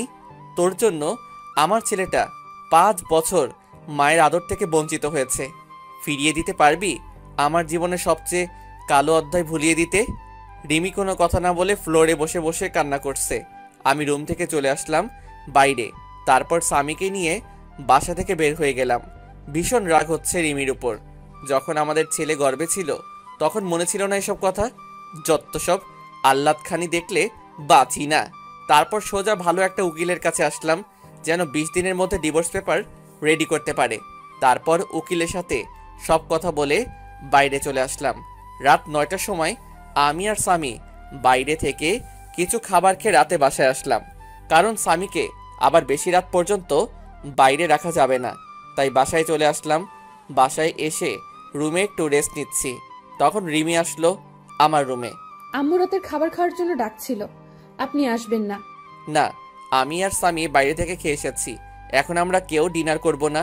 আর আপনাকে না মানা করছি আমাদের উপর কোনো রকম অধিকার ফলাবেন না, তাও আপনার লজ্জা করে না? কেন বারবার নীল লজ্জের মতো আমার রুমে আসেন? হ্যাঁ? রিমির চোখ দুইটা পানিতে টলমল করছে, এখনই মনে হয় পানি ছেড়ে দেবে। স্বামীকে কেন বাইরে খাবার খাওয়ালেন? ও তো এখনো ছোট, বাইরের খাবার খাইলে শরীর অসুস্থ করবে। কেউ একদিন আমাদের বলেছিল রাস্তায় কুকুর, আর রাস্তার কুকুররা বাইরের খাবার খাইলে কিছু হবে না। আর এই 5 বছর আমরা বাইরের খাবার খাই, তাই আপনি বেশি অধিকার না দেখিয়ে নিজে নিজের মতো থাকবে, আর আমরা আমাদের মতো। রিমি এবার কান্না করে দিল, কারণ এখন তার বলার কিছু নেই, কারণ এই কথাগুলো রিমি একদিন আহনাফকে বলেছিল। তাই রিমি আর কিছু না বলে রুম থেকে বের হয়ে গেল। আব্বু, তুমি আম্মুকে সব সময় কাঁদাও কেন? তুমি জানো না আব্বু আম্মু আমাকে অনেক আদর করে, নিজের হাতে খাইয়ে দেয়, জড়িয়ে অনেক আদর করে আমায়। আব্বু, আমরা এখানে সারা জীবন থাকতে পারি না, আর দাদু ভাইটা অনেক ভালো, খুব আদর করে আমাকে। না আব্বু, আমরা এখানে থাকবো না। যদি এখানে থাকি তাহলে তোমার কাছ থেকে আমাকে আবার আলাদা করে দেবে। আর তুমি কি চাও বাবা যে আমি তোমার কাছ থেকে দূরে সরে যাই? না আব্বু, তুমি আমাকে রেখে চলে যেও না, আমি তোমার কাছেই থাকবো। কিন্তু আমরা যে কদিন এখানে আসি সে কয়দিনে আমি আম্মুর কাছে একটু আদর পেয়ে নিই। আমি স্বামীর কথা ভেবে কি বলবো কিছু বুঝতে পারছি না। কি করব? ছোট বাচ্চা একটা, কোনোদিন মায়ের আদর পাইনি, এখন তাও আমি তার আদর থেকে দূরে সরিয়ে দিচ্ছি? না বাবা, তুমি যত ইচ্ছা তোমার আম্মুর কাছে যেতে পারো, কিন্তু আমরা এখান থেকে চলে যাওয়ার পর কিন্তু আম্মুর জন্য কান্না করতে পারবো না। আচ্ছা, মনে থাকবে আব্বু। তাই বলে স্বামী এক দৌড়ে নিচে চলে আসে আর তার মায়ের কোলে উঠে পড়ে জড়িয়ে ধরে। কি হলো? আমার বাবাটা আজ আমার কাছে? কি ব্যাপার? তোমার আব্বু দেখলে যে আমাকে খুব বকবে। না আম্মু, আব্বু বকবে না, আব্বুই তো তোমার কাছে আসতে বললো, আর তোমার কাছে থেকে যেন আদরগুলো নিয়ে নিই। স্বামীর কথা শুনে রিমি স্বামীকে জড়িয়ে ধরে বেশ কয়েকটা চুমু দিল। আমাকে একটু তোমার হাতে খাইয়ে দেবা? তুমি যখন খাইয়ে দাও তখন আমার খুব ভালো লাগে জানো। রিমি আর কিছু বলল না, কান্না করতে করতে এক প্লেট খাবার নিয়ে এসে খুব যত্ন করে খাইয়ে দিল। তারপর খাওয়া শেষে রিমি স্বামীকে আহনাফের রুমে দিয়ে আসতে গেল। ধন্যবাদ আপনাকে। হঠাৎ কিসের জন্য ধন্যবাদ বলছেন? এই যে স্বামীকে আমার কাছে পাঠালেন তাই। আমার কোনো ইচ্ছা নেই আমার ছেলেকে আপনার কাছে পাঠাবো। স্বামী জেদ ধরেছিল, আর আমরা আর 20 দিন এখানে আছি, তাই স্বামী যেন সব সময় হাসি খুশি থাকে, সেজন্য আপনার কাছে পাঠাইছি। আপনি যে আবার অন্য কিছু ভাববেন না, আর 20 দিন পর আমরা আবার চলে যাব। আর আমি উকিলের কাছে গিয়েছিলাম, বলছে 20 দিনের মধ্যে ডিভোর্স পেপার রেডি হয়ে যাবে। প্লিজ আপনি চলে যাবেন না, আমি স্বামীকে ছাড়া থাকতে পারবো না। দরকার হলে আমি স্বামীর আশেপাশে যাব না, তবু আপনি চলে যাবেন না। খুব কষ্টে কাটিয়েছি এই 5টা বছর, প্রতিটা রাতে আপনার জন্য কান্না করেছি, আর সব সময় দোয়া করেছি যেন আপনি আমার ছেলে সুস্থ থাকেন। আমি আর কোনো প্রকার অধিকার দেখাবো না, তবু আমাকে ছেড়ে চলে যাবেন না। আমি আর কোনো কথা না বলে ছাদে চলে আসলাম। এসে রিমির বলা কথাগুলো ভাবছি আর সিগারেট টানছি। তারপর রুমে এসে দেখি স্বামী ঘুমিয়ে পড়েছে। রিমি স্বামী পাশে শুয়ে স্বামীর মাথায় হাত বুলিয়ে দিচ্ছে। আমি রুমে আসার পরই রিমি বিছানা থেকে দাঁড়িয়ে গেল। এখন যাও, অনেক রাত হয়ে গেছে, ঘুমিয়ে পড়ো। আমি কি আজ স্বামীর পাশে ঘুমাতে পারি? প্লিজ মানা করবেন না। আপনি তো আমাকে ছেড়ে চলে যাবেন, শুধু এই কয়টা দিন আমাকে থাকতে দিন স্বামীর পাশে, আর তারপরে হয়তো আর কোনোদিন থাকা হবে না। যেখানে নিজের ছেলেকে আদর করতে পারমিশন নিতে হয় সে জীবন রেখে আর লাভ নেই। কি বলছেন? আমি তো একটা জানোয়ার, আর জানোয়ারের সাথে রাতে থাকতে পারবেন যদি আপনার দুর্বলতার সুযোগ নেই? আর আপনি তো একদিন বলেছিলেন আমাকে। পুরোনো কথা বলবেন না, খুব কষ্ট হয় পুরোনো কথা মনে করলে, যা আমার মনটাকে তিলে তিলে শেষ করে দিয়েছে। আপনার কোনো সমস্যা না হলে থাকতে পারেন। রিমি স্বামীর পাশে শুয়ে পড়ল, আর আমি সোফায় শুতে যাব তখন আপনি সোফায় শুতে যাচ্ছেন কেন? বিছানায় আসেন। বিছানায় ঘুমালে আবার আমাদের মতো অমানুষ নিজেকে কন্ট্রোল করতে পারবো না। তার থেকে আপনি বিছানায় ঘুমান, আমি সোফায় ঘুমাই। রিমি কিছু না বলে বিছানায় ঘুমিয়ে পড়ল। রিমির খুব কষ্ট হচ্ছে। এতদিন আহনাফের জন্য অপেক্ষা করলো, যে আহনাফকে ভালোবেসে আবার সুখে শান্তিতে সংসার করবে। কিন্তু আহনাফ তার রাগ আর অভিমানের কাছে হার মেনে গেল। এদিকে আহনাফ ভাবছে রিমি এখন আর আগের মতো নেই।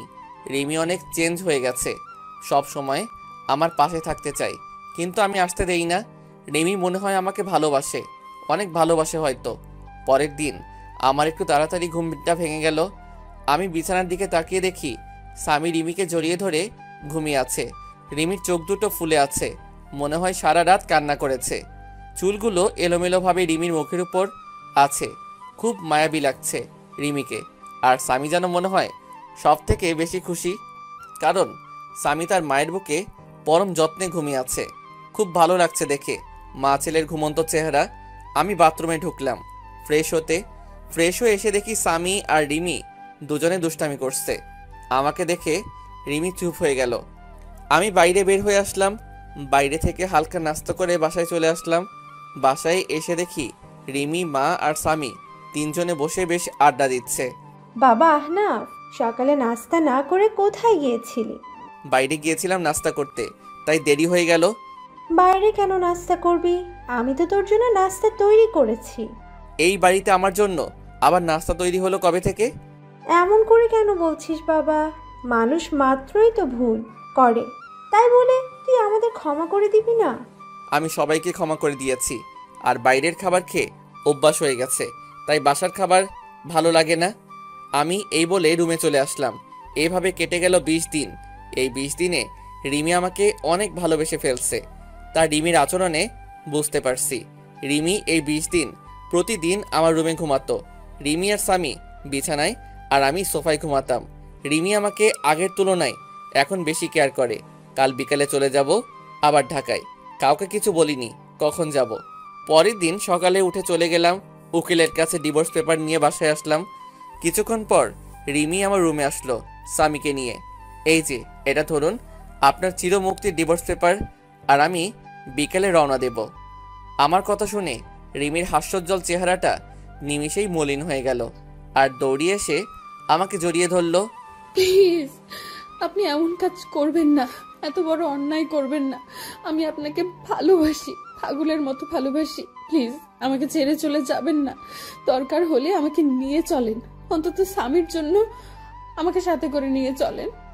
না, তা কোনোদিন সম্ভব না, কারণ আমার মনে যে ভালোবাসা ছিল তা অবহেলায় পরিপূর্ণ হয়ে গেছে। এখন আর চাইলেও সে অবহেলাকে মুছে ফেলা যাবে না। আমি আপনার পায়ে ধরি, আমাকে রেখে যাবেন না। খুব ভালোবাসি আপনাকে, স্বামীকে আমার কাছ থেকে দূরে সরিয়ে দেবেন না। আর আপনি যদি আমাকে ছেড়ে চলে যান, তাহলে আপনি যদি কোনোদিন ফিরে আসেন, তাহলে সেদিন শুনবেন রিমি বলে এই পৃথিবীতে আর কোনো হতভাগা মা থাকে না। চিরদিনের জন্য চলে যাব না ফেরার দেশে, তখন আর কাউকে বিরক্ত করব না।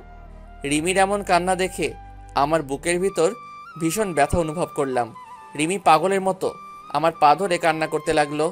আমি রিমির থেকে ছাড়িয়ে ছাদে চলে আসলাম আর ভাবতে থাকলাম এখন আমি কি করব। একদিকে রিমির ভালোবাসা, অন্যদিকে মা বাবা আর স্বামীকে তার মায়ের থেকে বঞ্চিত করা। কি করব কিছুই ভেবে পাচ্ছি না। আর যদি রিমি সত্যি সত্যি কিছু করে ফেলে, তখন স্বামীকে কি উত্তর দেব? সারা জীবন স্বামীর কাছে অপরাধী হয়ে থাকব। আমি আর কিছু ভাবতে পারছি না। ব্যাগপত্র গুছিয়ে বাস স্ট্যান্ডে চলে আসলাম। আসার সময় মা আর রিমি পাগলের মতো কান্না করছিল। কাউকে ছেড়ে আসতে ইচ্ছে করছিল না। বাসের জন্য বাস স্ট্যান্ডে বসে আছি, তখন হঠাৎ করে ফোনটা বেজে উঠল। ফোন হাতে নিয়ে দেখি বাবার নাম্বার। আমি ফোনটা রিসিভ করলাম। তারপর বাবা যা বলল সেটা শোনার জন্য আমি কোনো আশা করিনি। বাবা আহনাফ, তুই যেখানে থাকিস তাড়াতাড়ি হাসপাতালে চলে আয়।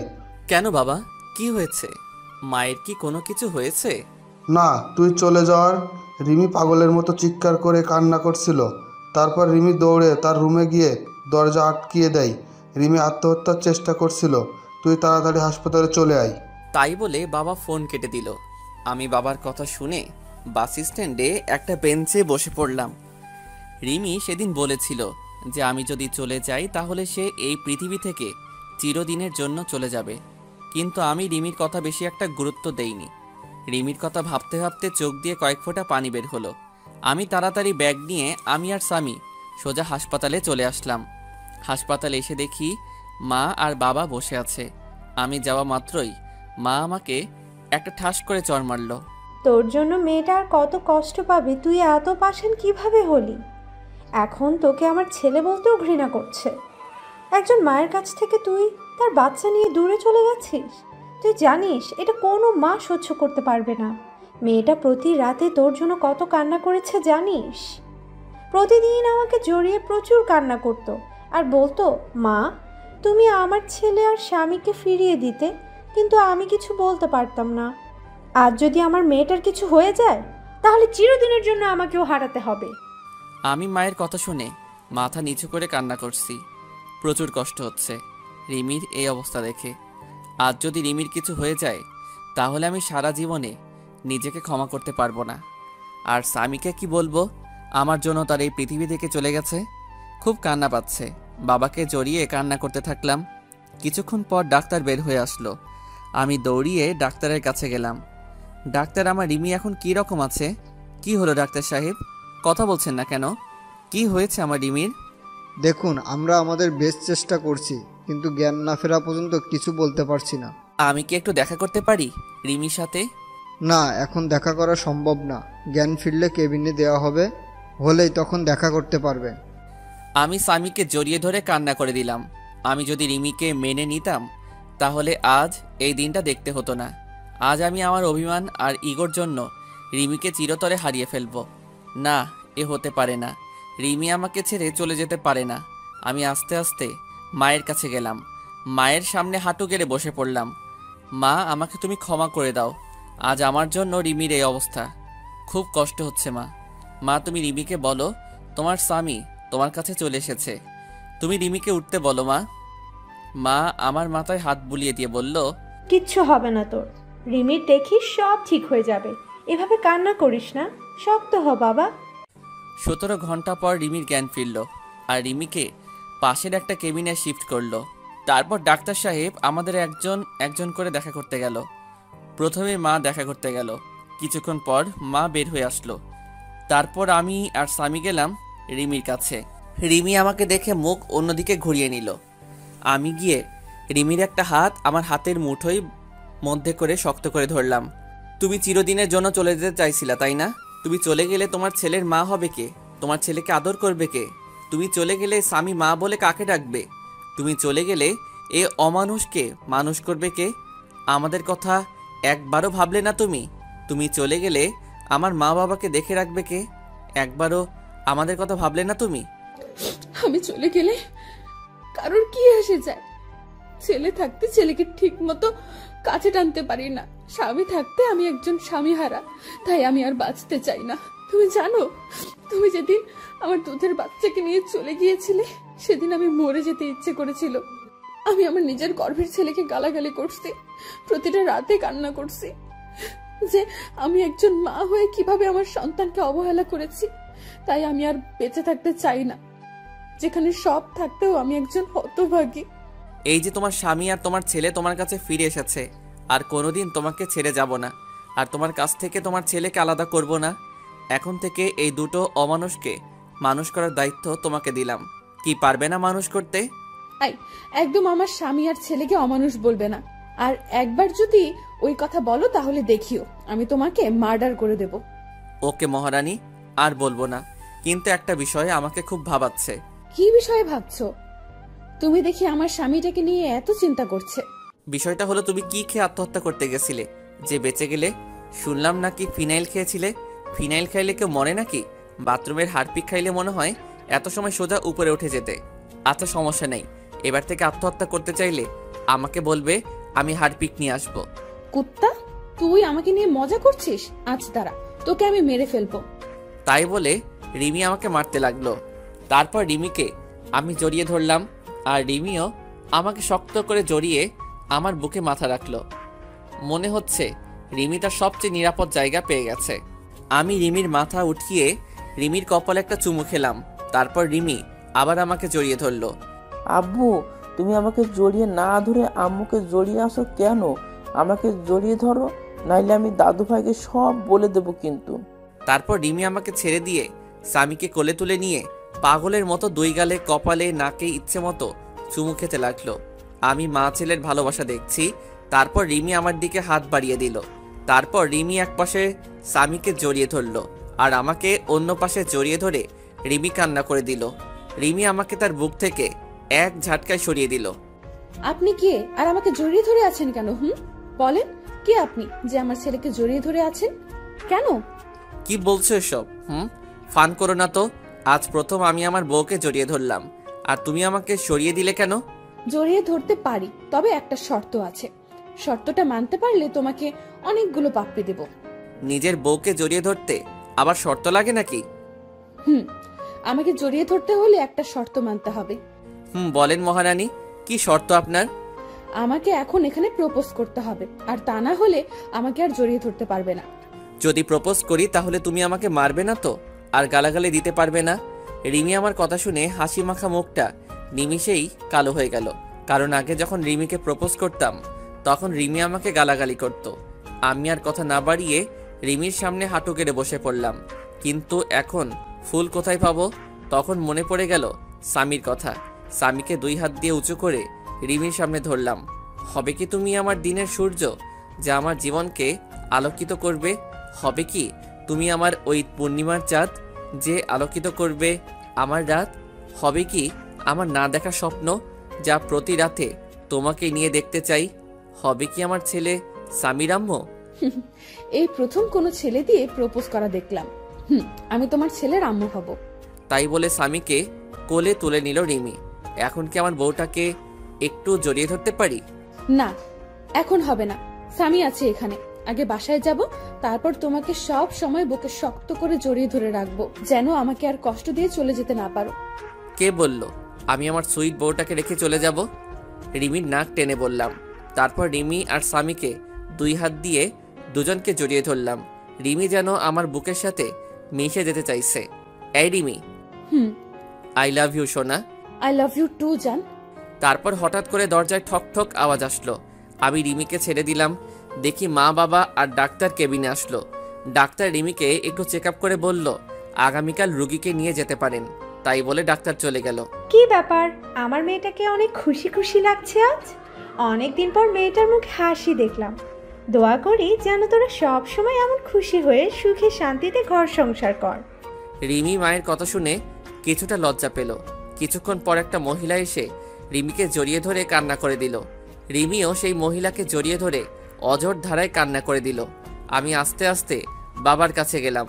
বাবা, এই মহিলাটা আবার কে? একে তো কোনোদিন দেখিনি। আরে বলদের বাচ্চা বলদ, এটা রিমির মা, তোর একমাত্র শাশুড়ি আম্মা হয়। কি? আগে বলবে তো যে ইনি আমার শাশুড়ি হয়। আসলে রিমির মাকে কোনোদিন দেখিনি, তাই চিনতে পারছি না। আমি তাড়াতাড়ি গিয়ে রিমির মার পা ধরে সালাম করলাম। রিমির মা আমাকে দেখে কান্না করে দিল। তারপর কিছুক্ষণ গল্প করে সবাইকে বাসায় পাঠিয়ে দিলাম। মায়ের সাথে স্বামীকেও বাসায় পাঠিয়ে দিলাম। আমি সারা রাত রিমির পাশে থাকবো, তাই সবাইকে বাসায় পাঠিয়ে দিলাম। এই, তোমার ক্ষুধা পেয়েছে না? না, আমার ক্ষুধা নাই, তবে কেউ যদি আমাকে নিজের হাতে খাইয়ে দিত তাহলে একটু খাইতাম আর কি। এত ঢং না করে সোজাসুজি ভাবে বললেই হতো। কি আমি ঢং করছি? দাঁড়া ওখানে, আমি আসছি। আমি আর দাঁড়িয়ে না থেকে বাইরে এসে কিছু খাবার আর ফলের জুস কিনে রিমির কাছে আসলাম। তারপর রিমির হাত ধরে রিমিকে উঠালাম। তারপর একটু একটু করে খাইয়ে দিলাম। আমি রিমিকে খাওয়াচ্ছি আর রিমি আমার দিকে এক দৃষ্টিতে আমার দিকে তাকিয়ে আছে, আর চোখ দিয়ে টপ টপ করে পানি পড়ছে। আমি রিমির চোখে পানি মুছিয়ে দিলাম। এই পাগলি, কাঁদছো কেন তুমি? তুমি যদি আমার উপর রাগ করো আবার চলে যাও, আমি সেদিন সত্যি সত্যি মরে যাব। দূর পাগলি, কোথাও যাব না তোমাকে ছেড়ে। খুব ভালোবাসি তো পাগলিটাকে, তাই আর ছেড়ে যাব না। তারপর রিমি আমাকে একটু খাইয়ে দিল। তারপর রিমির বেডের পাশে একটা এক্সট্রা বেড আছে। আমি রিমির কপালে একটা চুমু দিয়ে পাশের বেডে ঘুমাতে যাব। তখন রিমি বলল, কোথায় যাচ্ছ তুমি? কেন, আমি ঘুমাবো তো, তুমি ওখানে ঘুমাও, আমি এখানে ঘুমাই। রিমি এবার রাগ করে কোনো কথা না বলে মুখটা অন্যদিকে ঘুরে বসে পড়ল। আমি রিমির কাছে গিয়ে রিমিকে আমার দিকে ফিরিয়ে বললাম, এই পাগলি, রাগ করছো কেন? হঠাৎ করে মুখটা বাংলা পাঁচের মতো করলে কেন? রিমি আমাকে জড়িয়ে ধরে আহ্লাদি কণ্ঠে বলল, আমার সাথে আমার বেডে ঘুমাবে তুমি। খুব জড়িয়ে ধরে ঘুমাতে ইচ্ছে করছে। তোমার বুকে একটু মাথা রেখে ঘুমাতে দেবা? তারপর পাগলিটাকে বুকে জড়িয়ে ধরে ঘুমিয়ে পড়লাম। পাগলিটা আমার জড়িয়ে ধরে মনে হলো রিমি আজ পৃথিবীর সবচেয়ে খুশি। তার পরের দিন সকালে ঘুম থেকে উঠে দেখি রিমি রাতের মতো জড়িয়ে ধরে ঘুমিয়ে আছে, কিন্তু রাতের থেকে এখন বেশি শক্ত করে জড়িয়ে শুয়ে। তারপর রিমির কপালে একটা চুমু খেয়ে যেই উঠতে যাব, তখন রিমি উঠতে দিল না। তুমি কখন জাগলে? আমি তো দেখলাম তুমি ঘুমিয়েছিলে। আমি অনেক আগে উঠেছি, কিন্তু ডাকিনি, কারণ আজ সারা দিন তোমার বুকে শুয়ে থাকবো। তারপর বাসা থেকে সবাই নিতে আসলো আমাদের। তারপর আমরা সবাই বাসার উদ্দেশ্যে রওনা দিলাম। সামি তার মায়ের কোলে শুয়ে আছে, আর রিমি সামির মাথায় হাত বুলিয়ে দিচ্ছে। তারপর বাসায় এসে গোসল করে যেই বের হব, তখন রিমি আবার আমার সামনে এসে জড়িয়ে ধরল। কি ব্যাপার আমার পাগলি বউটা, আজ মনটা হচ্ছে খুব ভালো। তুমি সবসময় পাশে থাকলে আমি সবসময় খুশি থাকবো। তারপর দুপুরে খাবার খাওয়ার সময় আমি রুমে বসে আছি, তখন রিমি রুমে আসলো। আমি বিছানায় শুয়েছিলাম, রিমি আমার মাথার কাছে আমার মাথায় হাত বুলিয়ে দিচ্ছে। একটা কথা বলবো, রাখবে কথাটা? আমি রিমির হাত জড়িয়ে ধরে বললাম, বলো। এতে আবার অনুমতি নেওয়ার কি আছে? না, তুমি আগে বলো যে আমার কথাটা রাখবে। আচ্ছা ঠিক আছে, তোমার কথা রাখবো, এবার বলো। চলো নিচে চলো, আজ সবাই একসাথে বসে লাঞ্চ করব। আমি রিমির কথা শুনে ফিক করে হেসে দিলাম। এইটুকু কথা বলবে তাও আবার ভয় পাচ্ছে। আচ্ছা তোমার কথা রাখতে তবে একটা শর্ত আছে। তুমি যদি শর্তটা মানতে পারো তাহলে সবাই একসাথে লাঞ্চ করব। তোমার আবার কি শর্ত? বলো, কি শর্ত তোমার? এখন আমাকে গুনে গুনে 20টা পাপ্পি দিতে হবে, তারপর আমি লাঞ্চ করব। আর যদি না দাও তাহলে আমাকে আবার কষ্ট করে বাইরে লাঞ্চ করতে যেতে হবে। আমার কথা শুনে রিমি লজ্জায় মাথা নিচু করে ফেললো। যা দুষ্টু, ওটা আমি দিতে পারবো না, কেউ দেখে ফেলবে। না, কেউ দেখবে না। আর যদি না দাও তাহলে যাই বাইরে থেকে লাঞ্চ করে আসি। তাই বলে আমি যেই উঠতে যাব, তখনই রিমি আমাকে বিছানায় ধাক্কা দিয়ে ফেলে দিল, আর আবার আমার বুকের উপর শুয়ে 4 ঠোঁট এক জায়গায় করে দিল। এভাবে কতক্ষণ ছিলাম জানি না, তবে আমার বেশ ভালো লাগছে। তাই আমি রিমির 2 গালে হাত দিয়ে আমার কাছে টেনে নিলাম। রিমি আমাকে ছেড়ে দিয়ে যেই চলে যাবে, তখনই আমি আবার রিমির হাত ধরে আবার আমার বুকের উপর নিয়ে আসলাম। রিমি এবার আমার গলা জড়িয়ে ধরে আমার বুকের উপর শুয়ে পড়ল। এই, আমরা হানিমুন করতে যাব না?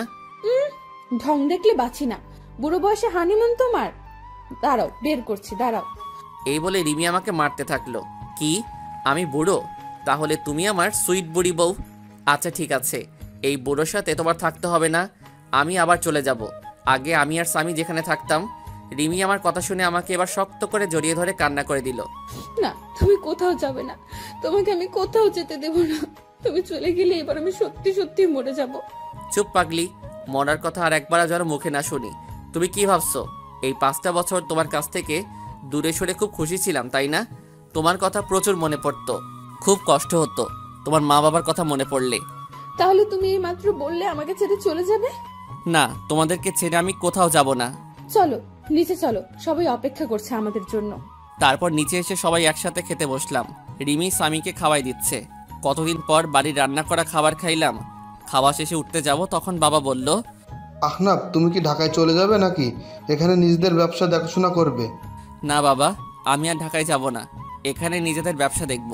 তবে কিছুদিন পর থেকে অফিস যাব, আমাকে এক জায়গায় যেতে হবে, আর সাথে রিমি আর স্বামীকে নিয়ে যাব, আর আগামীকালই রওনা দেব। ঠিক আছে, আর সাবধানে যাস। তাই বলে রুমে চলে আসলাম। তারপর রিমি আসলো রুমে। এই, আমাদের নিয়ে তুমি কোথায় যাবে বললে না কিন্তু। কেন, সেই সময় বললাম তো হানিমুনে যাব, আর খুব গুরুত্বপূর্ণ একটা কাজ আছে ওখানে। কি এমন গুরুত্বপূর্ণ কাজ যে আমাকে বলা যাবে না? সময় হলে সবই জানতে পারবে। তারপর দিলাম একটা ঘুম থেকে উঠে রিমিকে বললাম গুছিয়ে নিতে, আজ আমরা ঘুরতে যাব। রিমি এতগুলো খুশি হলো। আচ্ছা, আমি কোন শাড়িটা পরবো? তুমি একটা কালো রঙের শাড়ি পরবে, আর স্বামীকে একটা কালো রঙের পাঞ্জাবি পরিয়ে দেবা, আর আমিও একটা কালো রঙের পাঞ্জাবি পরবো। সবাই একসাথে ম্যাচিং করে ড্রেস পরে বাইরে বের হব। তখন মা সামনে আসলো। বাহ, খুব সুন্দর লাগছে তোমাদেরকে, আমারই নজর লাগছে। তারপর আমরা বাইরে বের হয়ে একসাথে হাঁটতে থাকলাম। স্বামী মাঝখানে হাঁটছে, আর আমি আর রিমি দুপাশে স্বামীর হাত ধরে হাঁটছি। রাস্তার সবাই যেন কীরকম ভাবে আমাদের দিকে বারবার তাকিয়ে আছে। এভাবে কিছু দূর যাওয়ার পর আমার কিছু পুরনো বন্ধুদের সাথে দেখা হলো। তাদের কাছে গিয়ে দাঁড়ালাম। সব শালারা আমাদের দিকে তাকিয়ে আছে। ওই শালা, ওইভাবে কি দেখিস? তারপর তাদের থেকে বিদায় নিয়ে একটা ফুচকা হাউসে ঢুকে 2 প্লেট ফুচকা অর্ডার করলাম আর স্বামীর জন্য জুস নিলাম। তারপর হাঁটতে হাঁটতে বাসায় চলে আসলাম। রাতে একসাথে খাবার খেয়ে রুমে চলে আসলাম। কিছুক্ষণ পর রিমি স্বামীকে কোলে করে নিয়ে বিছানায় ঘুম পাড়িয়ে দিল। তারপর আমি শুয়ে পড়লাম। রিমি স্বামীকে একপাশে রেখে রিমি মাঝখানে চলে আসলো আর আমার বুকে মাথা রেখে শুয়ে পড়লো। তারপর কিছুক্ষণ গল্প করে ঘুমিয়ে পড়লাম। সকালে উঠে দেখি রিমি আমার বাম সাইডে আর স্বামী ডান সাইডে আমাকে শক্ত করে জড়িয়ে ধরে শুয়ে আছে আর শুধু দুষ্টামি করছে। তারপর ফ্রেশ হয়ে রিমিকে বললাম ব্যাগপত্র গুছিয়ে নিতে। সকাল 10টায় গাড়ি, তাই তাড়াতাড়ি বাস স্ট্যান্ডে গিয়ে বাসে উঠে পড়লাম। আমরা কখন যাচ্ছি বলবে একটু? আমরা সবাই কক্সবাজার যাচ্ছি। তারপর রিমি আমার কাঁধে মাথা রেখে আমায় জড়িয়ে ধরে ঘুমিয়ে পড়ল আর স্বামী আমার কোলে ঘুমাচ্ছে। আমরা ভোর 6টার সময় চিটাগাং পৌঁছালাম। তারপর রিমিকে ডাক দিলাম। তারপর বাস থেকে নেমে একটা রিক্সা নিয়ে সোজা চলে আসলাম সেই চায়ের দোকানে, যেখানে ঠিক 5 বছর আগে একটা বাচ্চা ছেলে নিয়ে এসেছিলাম। দোকানের কাছে গিয়ে দেখলাম চাচা এইমাত্র দোকানটা খুলল। আমি গিয়ে চাচাকে জড়িয়ে ধরলাম। চাচা আমাকে দেখে খুশিতে জড়িয়ে ধরলো। তারপর স্বামী আর রিমিকে ডাক দিলাম। চাচা দেখেন তো চিনতে পারেন কি না। ভালো করে দেখলো, কিন্তু স্বামীকে চিনতে পারছে না। চাচা আমার সেই ছোট ছেলে যাকে আপনি আশ্রয় দিয়েছিলেন। তারপর চাচা স্বামীকে কোলে তুলে নিয়ে খুশিতে কান্না করে দিল। তারপর সবাই মিলে চাচার বাসায় আসলাম।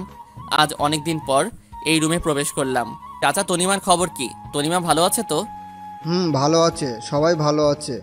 তুমি একটু বসো, আমি তনিমাকে ফোন দিয়ে বলছি যে তোরা এসেছিস। তারপর চাচা তনিমাকে ফোন করে বাইরে চলে গেল কিছু খাবার আনতে। এই তনিমাকে, আর তুমি তাকে কিভাবে চিনো? তনিমা হচ্ছে এই চাচার মেয়ে, আর সেই আমাদের স্বামীকে 1 বছর স্বামী নিজের মায়ের মতো আদর যত্নে বড় করেছিল। তারপর এক এক করে রিমিকে সবই বলে দিলাম। তারপর চাচা নাস্তা নিয়ে আসলো। কিছুক্ষণ পর তনিমা হাঁপাতে হাঁপাতে রুমে প্রবেশ করলো আর তনিমা স্বামীকে দেখে কোলে তুলে পাগলের মতো চুমু দিতে লাগলো। কেমন আছেন আপনি? আর এটাই কি সেই রিমি ভাবি? আমরা ভালো আছি। আর এই হচ্ছে স্বামীর আম্মু। তারপর রিমি তনিমার সাথে কিছু কথা বলে সবাইকে বিদায় দিয়ে আবার আমরা গাড়িতে উঠে পড়লাম কক্সবাজারের উদ্দেশ্যে। তারপর আমরা একটা হোটেল নিলাম। হোটেলে গিয়ে একটু ফ্রেশ হয়ে নিলাম। এখন রাত হয়ে গেছে আর জার্নি করে শরীর একদম ক্লান্ত, তাই আর সমুদ্র পাড়ে যাইনি। হোটেলে শুয়ে আছি, স্বামী ঘুমিয়ে পড়েছে। তারপর রিমি ফ্রেশ হয়ে এসে আমাকে জড়িয়ে ধরে শুয়ে পড়লো। এই আমি আরেকটা জিনিস চাইবো, দিবে? দেবো না কেন? আমার সবকিছু তো এখন থেকে তোমার। তাহলে এখানে অনুমতি নেওয়ার কি আছে? আমাকে আরেকটা বাবু এনে দিবা? স্বামীর জন্য একটা বোন দরকার। কিন্তু স্বামীর মতো যদি সেও ওরকম অবহেলা পায় তাহলে তো আমি সহ্য করতে পারবো না। রিমি এবার আমার বুকের উপর থেকে নেমে পড়লো আর অন্যদিকে মুখ করে কান্না করছে। আমার লক্ষ্মী বউটা রাগ করলো। আরে আমি তো তোমার সাথে মজা করছিলাম। এই পাগলি, রাগ করছো কেন? আমি তোমার সাথে তো ফান করলাম। আচ্ছা ঠিক আছে, একটা না পুরো কাবাডি খেলার টিম তৈরি করব, ঠিক আছে? রিমি এবার আমার দিকে ফিরে বলল, প্লিজ তুমি আর পুরনো কথা বলবে না, খুব কষ্ট হয় সেই পুরনো কথা মনে পড়লে। আর কখনো বলবে না ওইসব কথা। এবার আমি রিমিকে টেনে নিয়ে জড়িয়ে ধরলাম। আচ্ছা, স্বামীর জন্য একটা বোন নিয়ে আসতে হলো তো অনেক পরিশ্রম করতে হবে। যা দুষ্টু, তোমার কোনো লজ্জা নেই। পাঠক পাঠিকারা তো সব দেখে ফেলবে। আগে লাইট নিভিয়ে আসো, নইলে সবাই আবার দেখে ফেলবে। ভাইয়া ও আপুরা, এখন আমরা স্বামীর জন্য একটা মিষ্টি বোন নিয়ে আসতে যাচ্ছি। আপনারা এবার চোখ বন্ধ করেন, নইলে আবার আমার পাগলি বউটা লজ্জা পাচ্ছে।